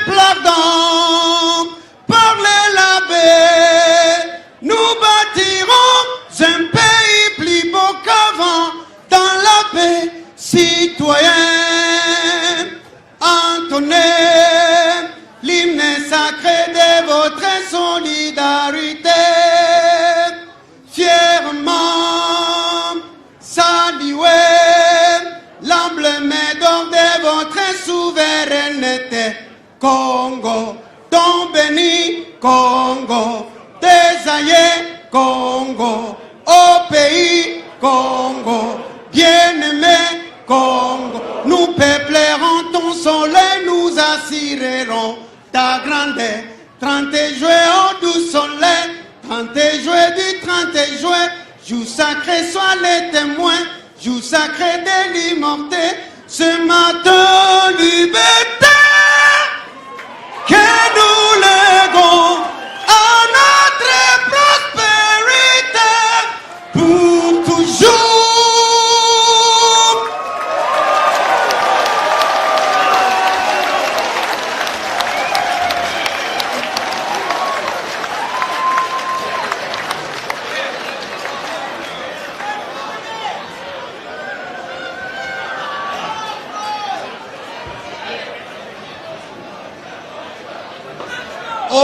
Australians, oh, let us rejoice, for we are one and free.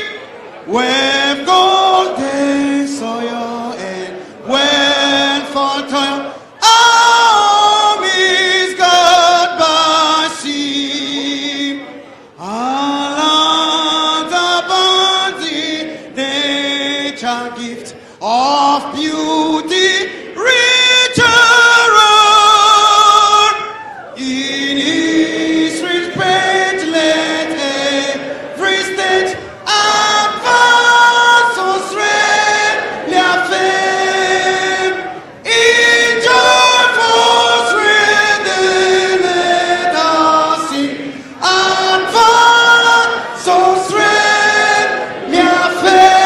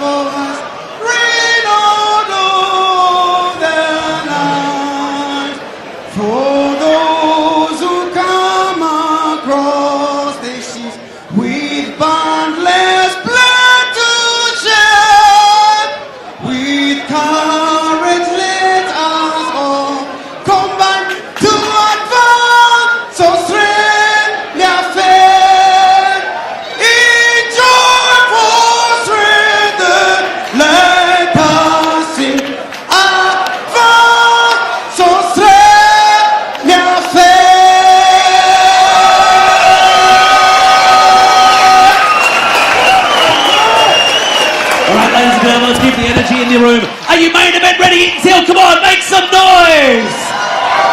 This one brought to you by the AEST Boxing Group. 12 rounds of boxing for the IBO World Cruiserweight Title. This bout is sponsored by Cars for Us. Your IBO inspector is Mr. Justin Kennedy.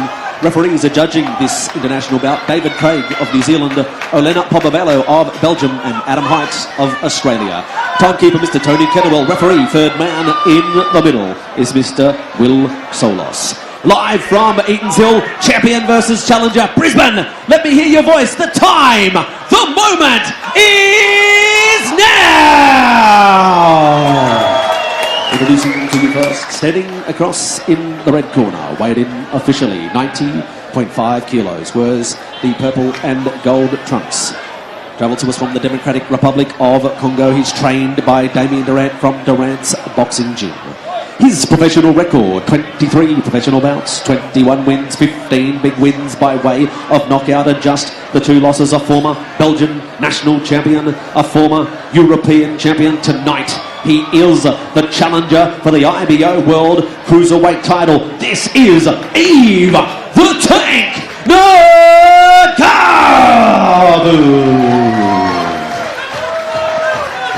His opponent standing across in the blue corner. He weighed in officially 90.7 kilos. He wears the grey trunks with the black and the white trim. Originally hailing from New Zealand, now based out of Brisbane, he is trained by Steve Rowlands from the East Side Boxing Gym. His professional record, 13 fights, 13 wins, 7 big wins by way of knockout, yet to taste defeat a former Australasian champion, a former Australian Cruiserweight Champion. Tonight he makes the first defence of his world title. This is Mr. Every Night Fight of the Year contender. This is the reigning, defending IBO Cruiserweight World Champion. Eaton's Hill, raise the roof. This is P.O.D. Floyd Masson!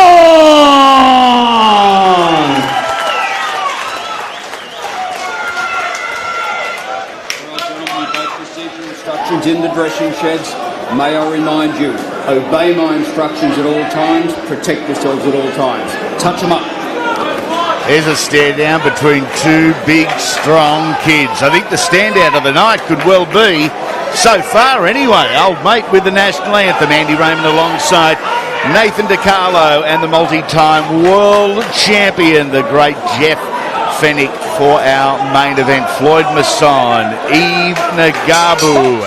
And here we go for cars for us over 12 3-minute rounds. There's Masson in the grey, white and black. It is the Ngabu in the multicolour, predominantly purple. Floyd Masson never in a quiet or boring fight. This undeniably the biggest test of his short career. Yeah, back-to-back wars for Mark Flanagan, and then once again Fabio Turchi for Floyd Masson. So he'll be looking for an easier night, but I don't think he's going to get one here with Yves Ngabu, because he's one hell of a fighter. He's only got the 2 losses, and he said it very clearly at the press conference that it was only one. He got ripped off in Russia, and he wanted to make that clear. And the one loss that technically he's saying should be on his record was to Lawrence Okoli, who obviously was a previous world champion. So you can sort of see the calibre of fighter that Floyd's got in front of him here tonight. Yeah, wins over Mickey Nelson and Jeff Botello, 2 really good European cruisers. He knows how to bang him. He's come here with a level of confidence, but Jeff, as a guy that travelled like you did across the world, it's a really different game fighting in someone else's country. Yeah, it's different, but you've got to adapt to it, and I think he's done it before, and you know, I've spoke to him today, and he's very, very confident. He knows that winning on points here might not be enough, so I think as the rounds go on, he'll get busier and busier, and he'll go for the knockout. There he's switching there with a beautiful overhand left. He's got some arms on him. Actually look a little bit like Jeff when Jeff was parading around in his singlet in this Brisbane sunshine a little earlier today, Nate. Yeah, he definitely was. He's enjoying the heat. Big, strong kid. Both of them are. In fact, looking at Floyd Masson, his body composition has changed dramatically in the last 12 months. He looks undeniably in the best shape he has been. He's a big old boy for a cruiserweight, Floyd Masson. Well, he's had back-to-back training camps now in the US, obviously under Steve Rowlands, which is his new coach. So that's put him in great stead for tonight. Obviously, he had a breakout performance against Fabio Turchi to claim the world title in his last bout. That was on the back of a big training camp in the US. If it ain't broke, don't fix it. So he went back there, and he's done another training camp for this fight, and like you said, he's looking really good to the body.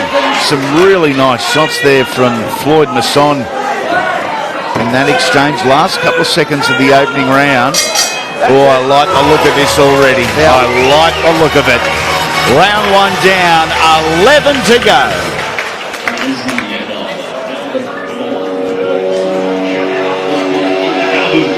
In the red, we get number 12. This is round 2 of the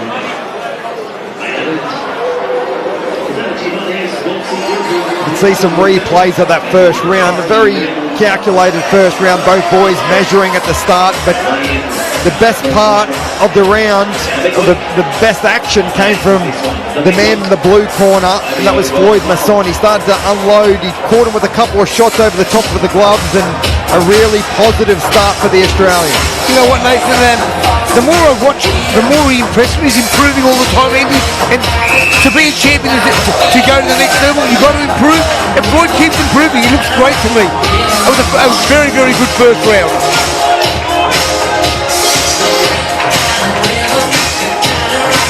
Fair old up there from the world champ, Jeff Fennick. Here we go, round number 2. Thanking our sponsors, Hanno Lawyers, Thor Building Products, RBA Homes, Madison Sports, Suit Creative, and Oxworks. And Ngabu first to strike in his second round, changing the levels and driving a right hand into the body of Floyd Masson. Yeah, and once again we've got a right-hander versus a left-hander, or a southpaw versus orthodox. Makes it ugly at times, but geez, it can make it a little bit of fun as well. Yeah, he caught him with the right hand there, did Yves. Good shot. He backed himself into the corner, which made it very dangerous for himself, and he paid the price. Ooh, good shot there from Masson. Step back. Will Soulis once again our referee, and he's going to be in for a busy night. That's what happens when Floyd Masson is in the ring. Will Soulis sporting a new white shirt with the IBO emblem on it this visit, because there is no dry cleaner in Australia that could have whitened his shirt from the last trip here, where he officiated Floyd Masson and Fabio Turchi. Here they go right above the commentary position. They're into the neutral corner. Masson doing the right thing there. Just bullying, just pushing his way out of there. Right hand from Ngabu. IBO World Cruiserweight Title is on the line. There is a heat to fight for. Ngabu looking a little rigid there, looking for an uppercut. You can see trying to change his angle there. You can see slip to the right and then come through with the right hand. He's a very experienced fighter, make no doubt, in his Ngabu. And he's been switching on the way in there. He's got good free. He's very, very experienced, this man. Oh, nice left hand. Was a nice left hand, and he sort of switched from southpaw to orthodox in the middle of throwing that.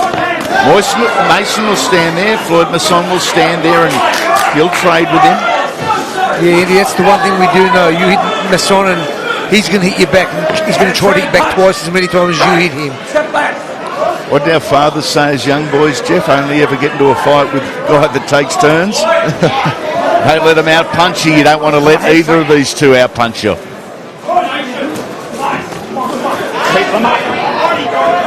Just got to remember, last time Floyd Masson won, it was on the back of him boxing. Those earlier rounds he gave him to the Italian, so he needs to learn from that experience and start boxing, because that's when he started winning the rounds, which is the later part of the fight when he started to box. Masson's got to keep that right hand up his opponent, flopping that left hand right over the top of the glove there. Yeah, and you could see so comfortable in there is Yves Ngabu. He's been there a million times. That last fight, that disputed fight in Russia, that was against the Olympic gold medalist. So everyone said that watched it, he won. So that just shows you the caliber of this man. He has beaten an Olympic gold medalist, basically. Yeah, not only the boxing skill, Nate, to go head-to-head with an Olympic gold medalist, but he's also got the power, as been illustrated as we look at some of the action from the previous round. Nate, what he's showing is if he stands southpaw or orthodox, he's still got the power in that left hand. And wouldn't blow out a candle either, Jeff. So fit, you can see that. Both boys, testament to both of them. You can see, very well conditioned. Usually, you know, that first win goes pretty quickly, but it doesn't look like these guys have even tapped into that at all. Extremely fit. Both guys got amazing intestinal fortitude, just that ability to not only keep going as Masson gets rocked back. A trip. Let's go. Trip is called. Not only that ability just to keep going, but to push through barriers and actually improve. Masson in a dangerous territory here because Ngabu, best of the early exchanges in round number 3. Yeah, he's looking very strong, but once again, that's a testament to the man that's Floyd Masson, because he couldn't have taken a harder first defence even if he tried. You can punch that nose of Floyd Masson all you want. It's only going to break it again. It's not going to affect him.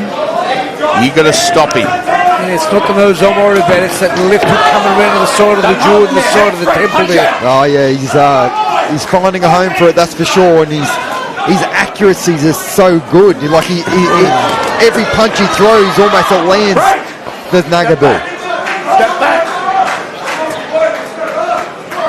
Good shots there from Masson, varying him up from the body to the head. That's what he needs to do. Try and drop the very tight guard of Yves. 3 different nationalities for our judges. Good right hand from Ngabu. With an Australian judge, a judge from New Zealand, and also a judge from Belgium. But you've got to take the title. As a challenger, you've got to take the title when on someone else's turf. Yeah, he's certainly trying to do that. Yep.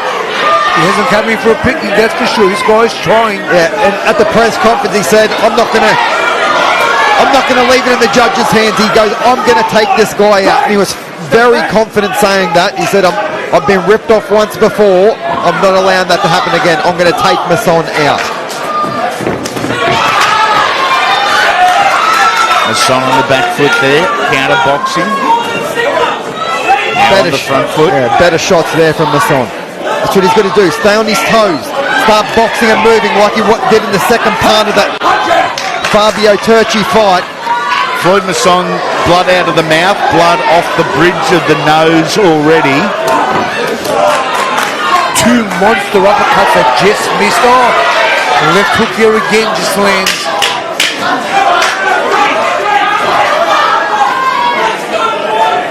I think we're in for something special again tonight. Yeah.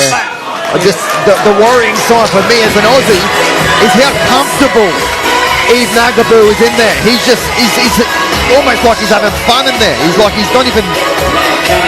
one sign of desperation at all. That was the right hand. They declared it a trip.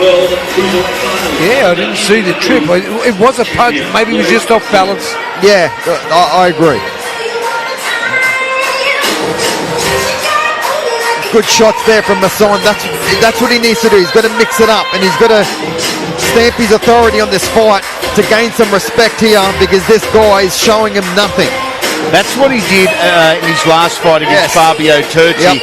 It was going to the body, Jeff. That's how he loosened him up from rounds 4 or 5 to 9.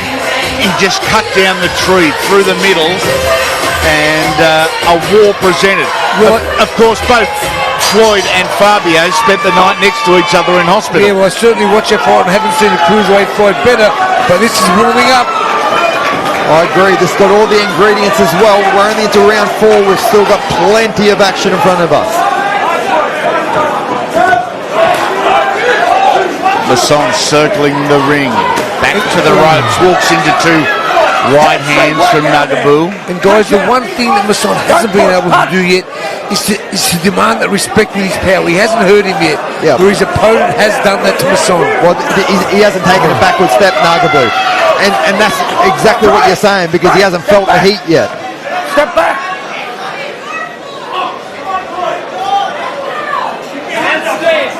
Floyd said prior to the fight, I am in so much better shape and the cardio is so much better that I've got a real level of confidence that I can continue going through the gears the longer the fight gets. I don't know how we can say that after watching what he went through in that fight. I mean, how do you get fitter? How do you get... No, that was an amazing performance. Body shot from Masson. Here we go, we're opening up. I was just about to say, that was a good body shot from Masson. He needs more of that. And a right hook after, Nate. That hurt him. Very well. Come on, punch Floyd Masson cut over the right eye. Another It's big a nasty one. and he's blinking already. That's not a good sign because his vision's going to be impaired and very quickly. It's also his lead eye as the left-hander. Yeah, the blood flow is into the eye. Now, if we go to the judges early, if that's the case, it doesn't look good for Floyd. Should I jump in his corner, boys? Yeah. Good call, Jeff. It takes me back to the Sydney Entertainment Centre, Jeff, longer than we would ever like to acknowledge. But when Lovemore Nadu fought Justin Rousseau, and you were in Justin's corner, and Justin's lead eye exploded, basically, you had to reinvent your game plan within 60 seconds. Big shot. A right hand just scored there from Ngabu that would have knocked out a horse. And somehow Masson's still on his feet. Step back. That's a bad cut too. It is. Yeah, very bad cut. Just a pause here with 30 seconds remaining. Gee, there is a massive job to do at the end of this round. Body shot from Masson. Yeah, much better from Masson. That's what he needs to do. He's going to finish to the head as well. Oh, he's hurt him there.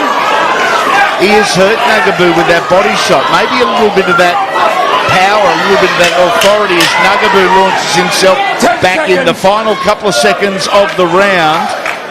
Wow, have we got a job to do over the right eye of Floyd Masson at the end of this. Let's go back into the Masson corner because we're opened up above the eye. Now, in boxing, it's not necessarily the cut or where the cut is, it's where the flow of blood goes. The doctor and the referee are going to be more concerned where the flow of blood goes and if it is limiting Floyd's vision at all. Really has got a great cut man there in his corner, so hopefully he'll look to it and he'll be back out as hopefully as good as ever. You could see some replays from that brutal round, and it was a big round for the visitor because those cuts just created a target for him. As soon as it exploded, he just went for home. But testament to Floyd Masson, he came back and he came back hard because he scored him with a couple of great body shots at the death there that brought him back into that round. But he's a dangerous fighter. Confirmation from our referee, Will Soulis, that the cut opened above Floyd's right eye was a punch, not a head clash. Wow, that's defining. Yeah, it is. Because if it goes to the scorecards, or if it gets stopped, it'll be stopped in that man's favour in the red corner, who is the visitor. The sun just slipped on some water there, which is very dangerous. They're wiping it now. Bit late now, sadly. Masson again back against the ropes. Got to get out of there. He wants to be centre ring and start boxing, does Masson, because the power advantage, or at least the physical power, I think is in the red corner. I know we're talking about Masson working the body. He gets scared every time he punches the body that his opponent's going to throw that straight left hand or straight right hand and hurt him more while his hands are low. I'd be punching up the top of the gloves first and then go to the body after, not to the body first. Jeff, what does Floyd do here? The natural reaction is to try and be more aggressive and punch the crap out of your opponent. But you've also got to protect that eye. 100%, and you've got to make sure that his opponent catches the punches first. Well, now we're going to the doctor now. Wow.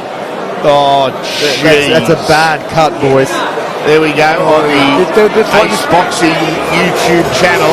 What will we stop, guys? Yeah, this is going to get stopped. That's a bad cut. It's a very bad cut.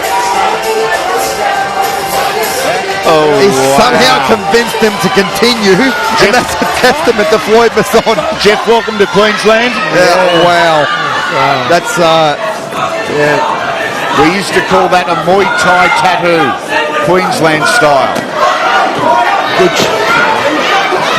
And Ngabu firing up here. He thought it should have been stopped, so he wants to stop it himself.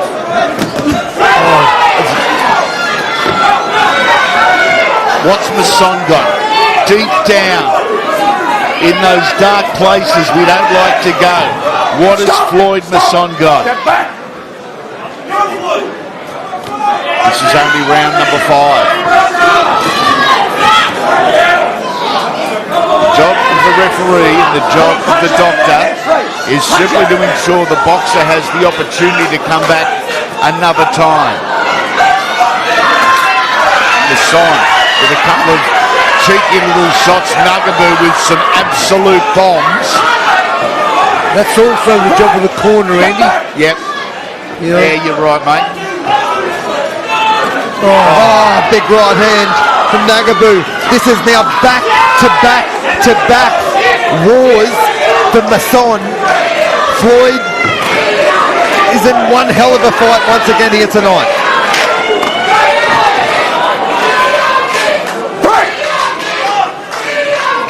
He's felt the power. He's not feeling the pain at the moment. And the BOD, Floyd Masson, the current IBO champ. I like how he goes to the body, Jeff, but he's not finishing to the head, so he's hitting to the body. The guard's dropping, but he's not taking advantage of it.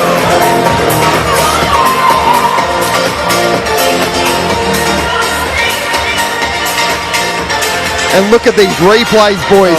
Big uppercut. Unbelievable uppercut there from Ngabu.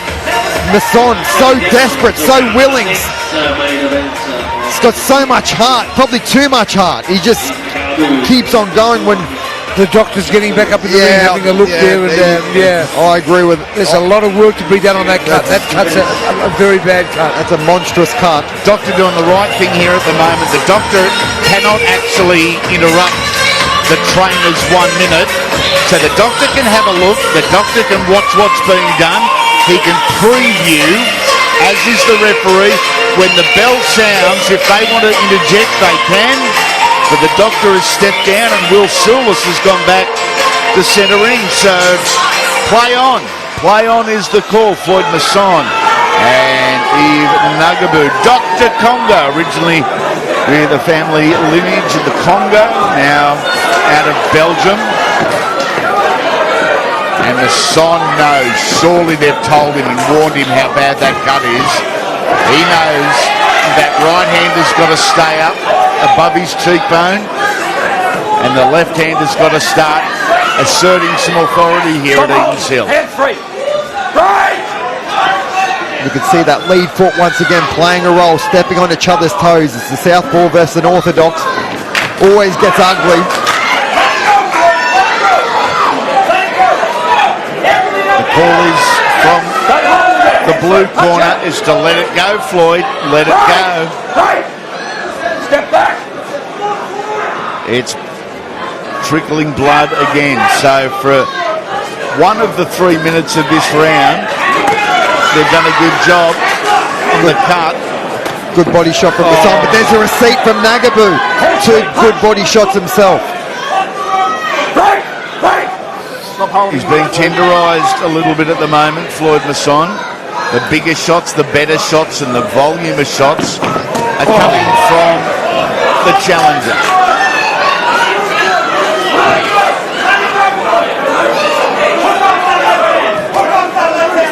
Happy to hold his ground in the middle of the ring. Masson will be happy too. Plant the feet and throw punches. Left a beauty there by Ngabu.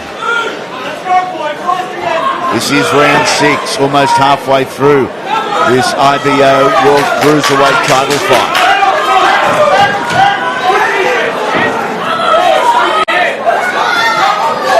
Nice left hand from Ngabu in the middle of that exchange. Gets rough and it gets ready with a minute to go in the round. Such a crafty boxer is Yves Ngabu. He knows where to place his head. You can see he pivots with his shots, and he's in a world of hurt. Down. He got whacked there, and he's talking to the corner. Is he done? Oh, well, they're telling him to jump up. Stop the fight. He's gone. Stop the fight. It is over. And we have a new world champion. His name is Yves Ngabu. Yeah, and that was the right decision. He is still not steady on his feet, and you've got a grown man holding him up, and he's still not steady. From our commentary position, we were blindsided by that exchange. It was no doubt an accumulation of punches, but there is obviously a bomb in here somewhere. And this kid can fight. You could see it from the opening second of the opening round. That left hook again. Yeah, it was that left hand. Yeah, you're 100% right. The left hand caught him again. He dipped his head, and that was game over. Yeah, you could see he had something special, this kid. It was a little left uppercut, then a left hook. It was beautiful. From the southpaw, from the orthodox stance. And amazing. Yeah, you could see he had some talent, this kid. And he's just showed it off here tonight. Congratulations to Yves Ngabu, who's been an absolute delight to deal with, him and his team here in Brisbane for the last week. An absolute heartbreak, devastation for Floyd Masson, sitting a very lonely corner at the moment. And like I said, boys, it could be the result of back-to-back wars. I mean, that can't be healthy for your career, but that's just the style of fighter he is. He's just in the middle and he just wants to trade. Well, mate, listen, he fought somebody today that obviously was a harder puncher than usual, that was more accurate. And listen, he tried his best. That's all he did. He had a terrible cut early in the fight, and yeah, he's done his best. He was just beaten by a better fighter tonight. He will come back. This Floyd Masson's all guts and courage. He'll come back. He's given us some highlight reels, that's for sure, and he's all heart, like you said, Jeff, and testament to the man he is, because he accepts all challenges, and that's why we love him. There's some stitching required there above the right eye of Floyd Masson in a heartbroken corner, no doubt. It's only his 14th fight. It is all part of the learning curve, they say. Father the twins now. He'll be back, I have no doubt about that, as we go centering to James O'Shea. All right, ladies and gentlemen, we'll get set to make this one official. And again, we reach the conclusion of our main event, ladies and gentlemen, the IBO World Cruiserweight Title. James Stewart into the ring from Bill Chaser to help us with the presentation of the belt.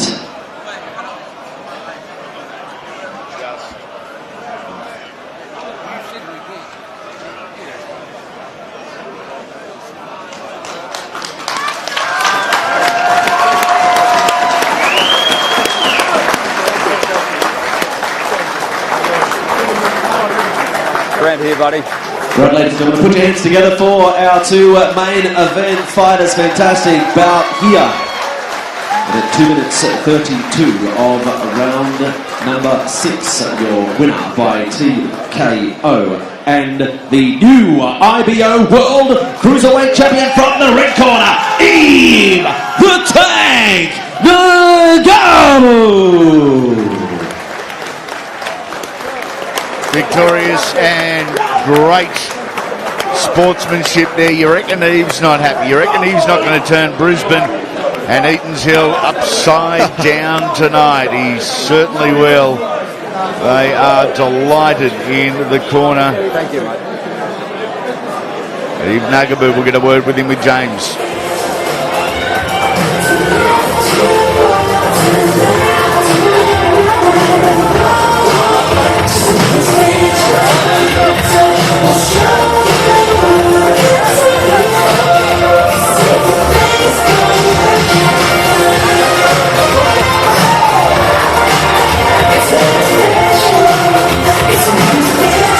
With that, as the celebrations continue in centre ring, we'll try and grab a few words with our winner, ladies and gentlemen. So put your hands together, ladies and gentlemen, for Yves Ngabu, who is the new IBO World Champion. It's been incredible with us here all week. Yves, you did what you told us you'd come and do. First of all, I want to thank all the people that came to watch us. I want to thank the promoter, AC Boxing Promotion, who were very good this week. I want to thank the champion, Floyd Masson. Thank you, man, for giving me this opportunity Thank you, man. It means a lot. Thank you. You're a good man, and you will come again. You have good people around you.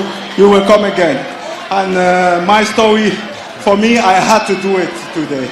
It was just written. I had to do it today. Today was just my night. I knew it. And thank you, Floyd. You will come again. Thank you. Thank you. This is good from ladies and gentlemen. Hey, and next time I come here, I don't have 2 losses. I have 1 loss. Okay? 1 loss. There we go, ladies and gentlemen. So that's Yves Ngabu, who is our new champion. So enjoying the spoils. All right, ladies and gentlemen, we'll also grab a few words with Floyd Masson. So put your hands together for Floyd, ladies and gentlemen. Again, another incredible fight. Floyd, look, obviously not the outcome that you wanted, but I'm sure there's a lot of people here you'd like to thank for being here to support you tonight. Yeah, unfortunately it just wasn't my night, and it's a hard pill to swallow, but huge congrats to Yves. He fought the right fight and fought hard, and all credit to him, man, he deserved it. But just thanks everyone that came out and supported me. Can't do this without you guys, and sorry I didn't perform tonight, but that's boxing, I guess. That's about it. Well, ladies and gentlemen, put your hands together for him and said, ladies and gentlemen, so that is Floyd Masson, an incredible sportsman, and said, and an incredible champion that he has been.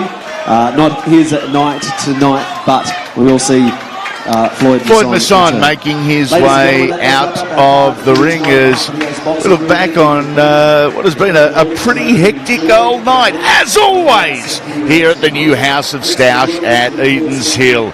Bryce Hegarty was a second-round TKO winner over Clinton Elliott. Tristan Maskell proved too good for Dane Alchin. Lewis Chadwick outpointed the veteran Adrian Rodriguez. We went the full 6th round here, young bull, old bull. Taylah Robertson was too good for AEST. Luke Modini, he stopped Ben Kelleher to become the new Australian Cruiserweight Champion, and he did it in amazing style. And then in our main event, we have a new IBO World Cruiserweight Champion. Yves Ngabu defeats Floyd Masson in title defence number 1. Hope you enjoyed all the action from Edens Hill. On behalf of our wonderful family of sponsors, the DiCarlo family and AEST Boxing Group, it has been our pleasure, and we look forward to your company next time we're ringside on AEST Boxing.